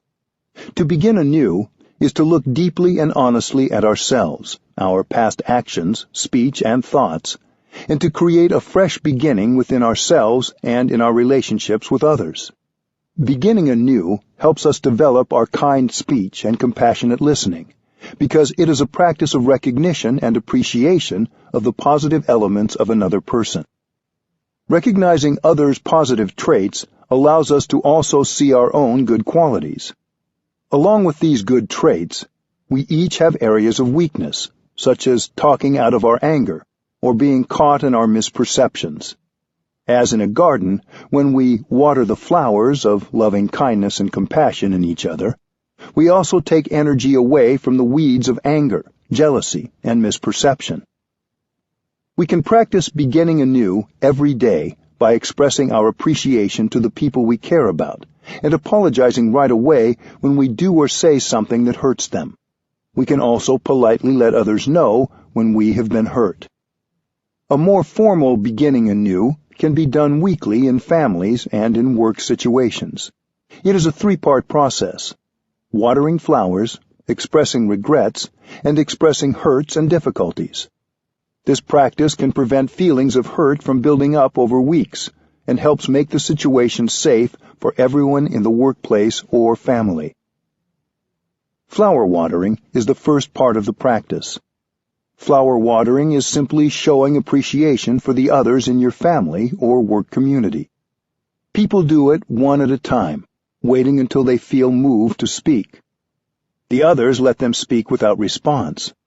It is helpful for people to hold a vase of flowers or some object in front of them as they speak, so that their words reflect the freshness and beauty of the flowers. During flower watering, the speaker acknowledges the wholesome, wonderful qualities of the others. It is not flattery. We need to speak the truth. Everyone has strong points that can be seen with awareness. No one can interrupt the person holding the flowers. Each person is allowed as much time as needed, and everyone else practices deep listening.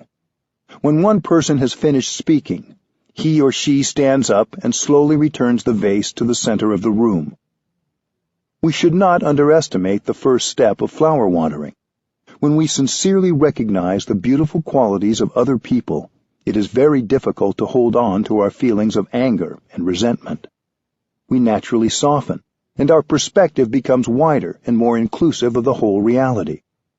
In the second part of the practice, participants express regret for anything they have done to hurt others. It does not take more than one thoughtless phrase to hurt someone. Sometimes we hold on to some small resentment or regret, and it grows because we don't have the time to make it right. The practice of beginning anew is an opportunity for us to recall some regret from earlier in the week and undo it. In the third part of the ceremony, we express ways in which others have hurt us. Loving speech is crucial. We want to heal our families and work communities, not harm them. We speak frankly, but we don't want to be destructive. When we sit among people who are all practicing deep listening, our speech becomes more beautiful and more constructive. We never blame or argue. In this final part of the practice, compassionate listening is crucial. We listen to another's hurts and difficulties with the willingness to relieve the suffering of the other person, not to judge or argue. We listen with all our attention. Even if we hear something that is not true, we continue to listen deeply so the other person can express his or her pain and release the tensions within. If we reply or correct that person, the practice will not bear fruit. We just listen. If we need to tell others that their perception was not correct, we can do that a few days later, privately and calmly. Then, at the next beginning anew practice, they may rectify the error themselves, and we will not have to say anything. We can end the practice with a moment of silence. Just practicing the first part of beginning anew, flower watering, can increase the happiness and communication in your family or your workplace. You don't need to do all 3 parts each time, especially when the practice is new to you. It will work to spend most of your time on flower watering. Then slowly over time, as trust is built, you can add the second and third parts. Even then, don't skip over the first. Expressing appreciation is one of the greatest ways of building strong and caring relationships. The cake in the refrigerator. One tool we can use to improve our communication is a cake. It doesn't matter if you're not a baker, don't have a cake, or are gluten-free. This is a very special cake that is not made of flour and sugar like a sponge cake. We can keep eating it, and it is never finished. It is called the cake in the refrigerator. This practice was developed to help children deal with their parents arguing, but it can also be used by adults in a relationship. When the atmosphere becomes heavy and unpleasant, and it seems that one person is losing his or her temper, you can use the practice of the cake to restore harmony. First of all, breathe in and out 3 times to give yourself courage. Then turn to the person or people who seem upset and let them know you just remembered something. When they ask you what, you can say, "I remember that we have a cake in the refrigerator." Saying, "There is a cake in the refrigerator," really means, "Please, let's not make each other suffer anymore." Hearing these words, the person will understand. Hopefully he or she will look at you and say, "That's right, I'll go and get the cake." This is a non-judgmental way out of a dangerous situation. The person who is upset now has an opportunity to withdraw from the fight without causing more tension. The person goes into the kitchen, opens the refrigerator to take out the cake, and boils water to make the tea, all the while following their breathing. If there is no real cake in the refrigerator, something else can be substituted, a piece of fruit or toast, or whatever you find. Preparing the snack and tea, that person may even remember to smile as a way to feel lighter in body and spirit. While sitting alone in the living room, the other person can begin to practice breathing in mindfulness. Gradually, hot tempers will calm down. After the tea and cake have been placed on the table, perhaps all will join the tea party in an atmosphere that is light and full of understanding. If one person is hesitant to take part, you can coax him or her by saying, "Please come and have some tea and cake with me." Hugging meditation. Some of our strongest communication does not include words. When we hug, our hearts connect, and we know we are not separate beings. Hugging with mindfulness and concentration can bring reconciliation, healing, understanding, and much happiness. You may practice hugging meditation with a friend, your daughter, your father, your partner, or even with a tree. To practice, first bow and recognize the presence of the other. Close your eyes, take a deep breath, and visualize yourself and your beloved 300 years from now. Then you can enjoy 3 deep conscious breaths to bring yourself fully there. You can say to yourself, breathing in, I know that life is precious in this moment. Breathing out, I cherish this moment of life. Smile at the person in front of you, expressing your desire to hold her in your arms. This is a practice and a ritual. When you bring your body and mind together to produce your total presence, to become full of life, it is a ritual. When I drink a glass of water, I invest 100% of myself in drinking it. You should train yourself to live every moment of your daily life like that. Hugging is a deep practice. You need to be totally present to do it correctly. Then, open your arms and begin hugging. Hold each other for 3 in and out breaths. With the first breath, you are aware that you are present in this very moment, and you are happy. With the second breath, you are aware that the other is present in this moment, and she is also happy. With the third breath, you are aware that you are here together, right now on this earth, and you feel deep gratitude and happiness for your togetherness. You then may release the other person and bow to each other to show your thanks. You can also practice it in the following way. During the first in-breath and out-breath, become aware that you and your beloved are both alive. For the second in-breath and out-breath, think of where you will both be 300 years from now. And for the third in-breath and out-breath, go back to the insight that you are both alive. When you hug in such a way, the other person becomes real and alive. You do not need to wait until one of you is ready to depart for a trip. You may hug right now and receive the warmth and stability of your friend in the present moment. Hugging can be a deep practice of reconciliation. During the silent hugging, the message will come out clearly. Darling, you are precious to me. I am sorry I have not been mindful and considerate. I have made mistakes. Allow me to begin anew. Life becomes real at that moment. Architects need to build airports and railway stations so that there is enough room to practice hugging. Your hugging will be deeper, and so will your happiness.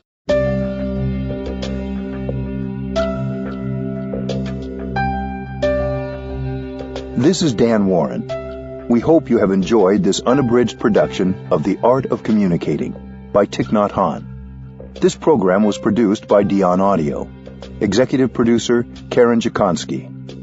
Text copyright 2013 by Unified Buddhist Church.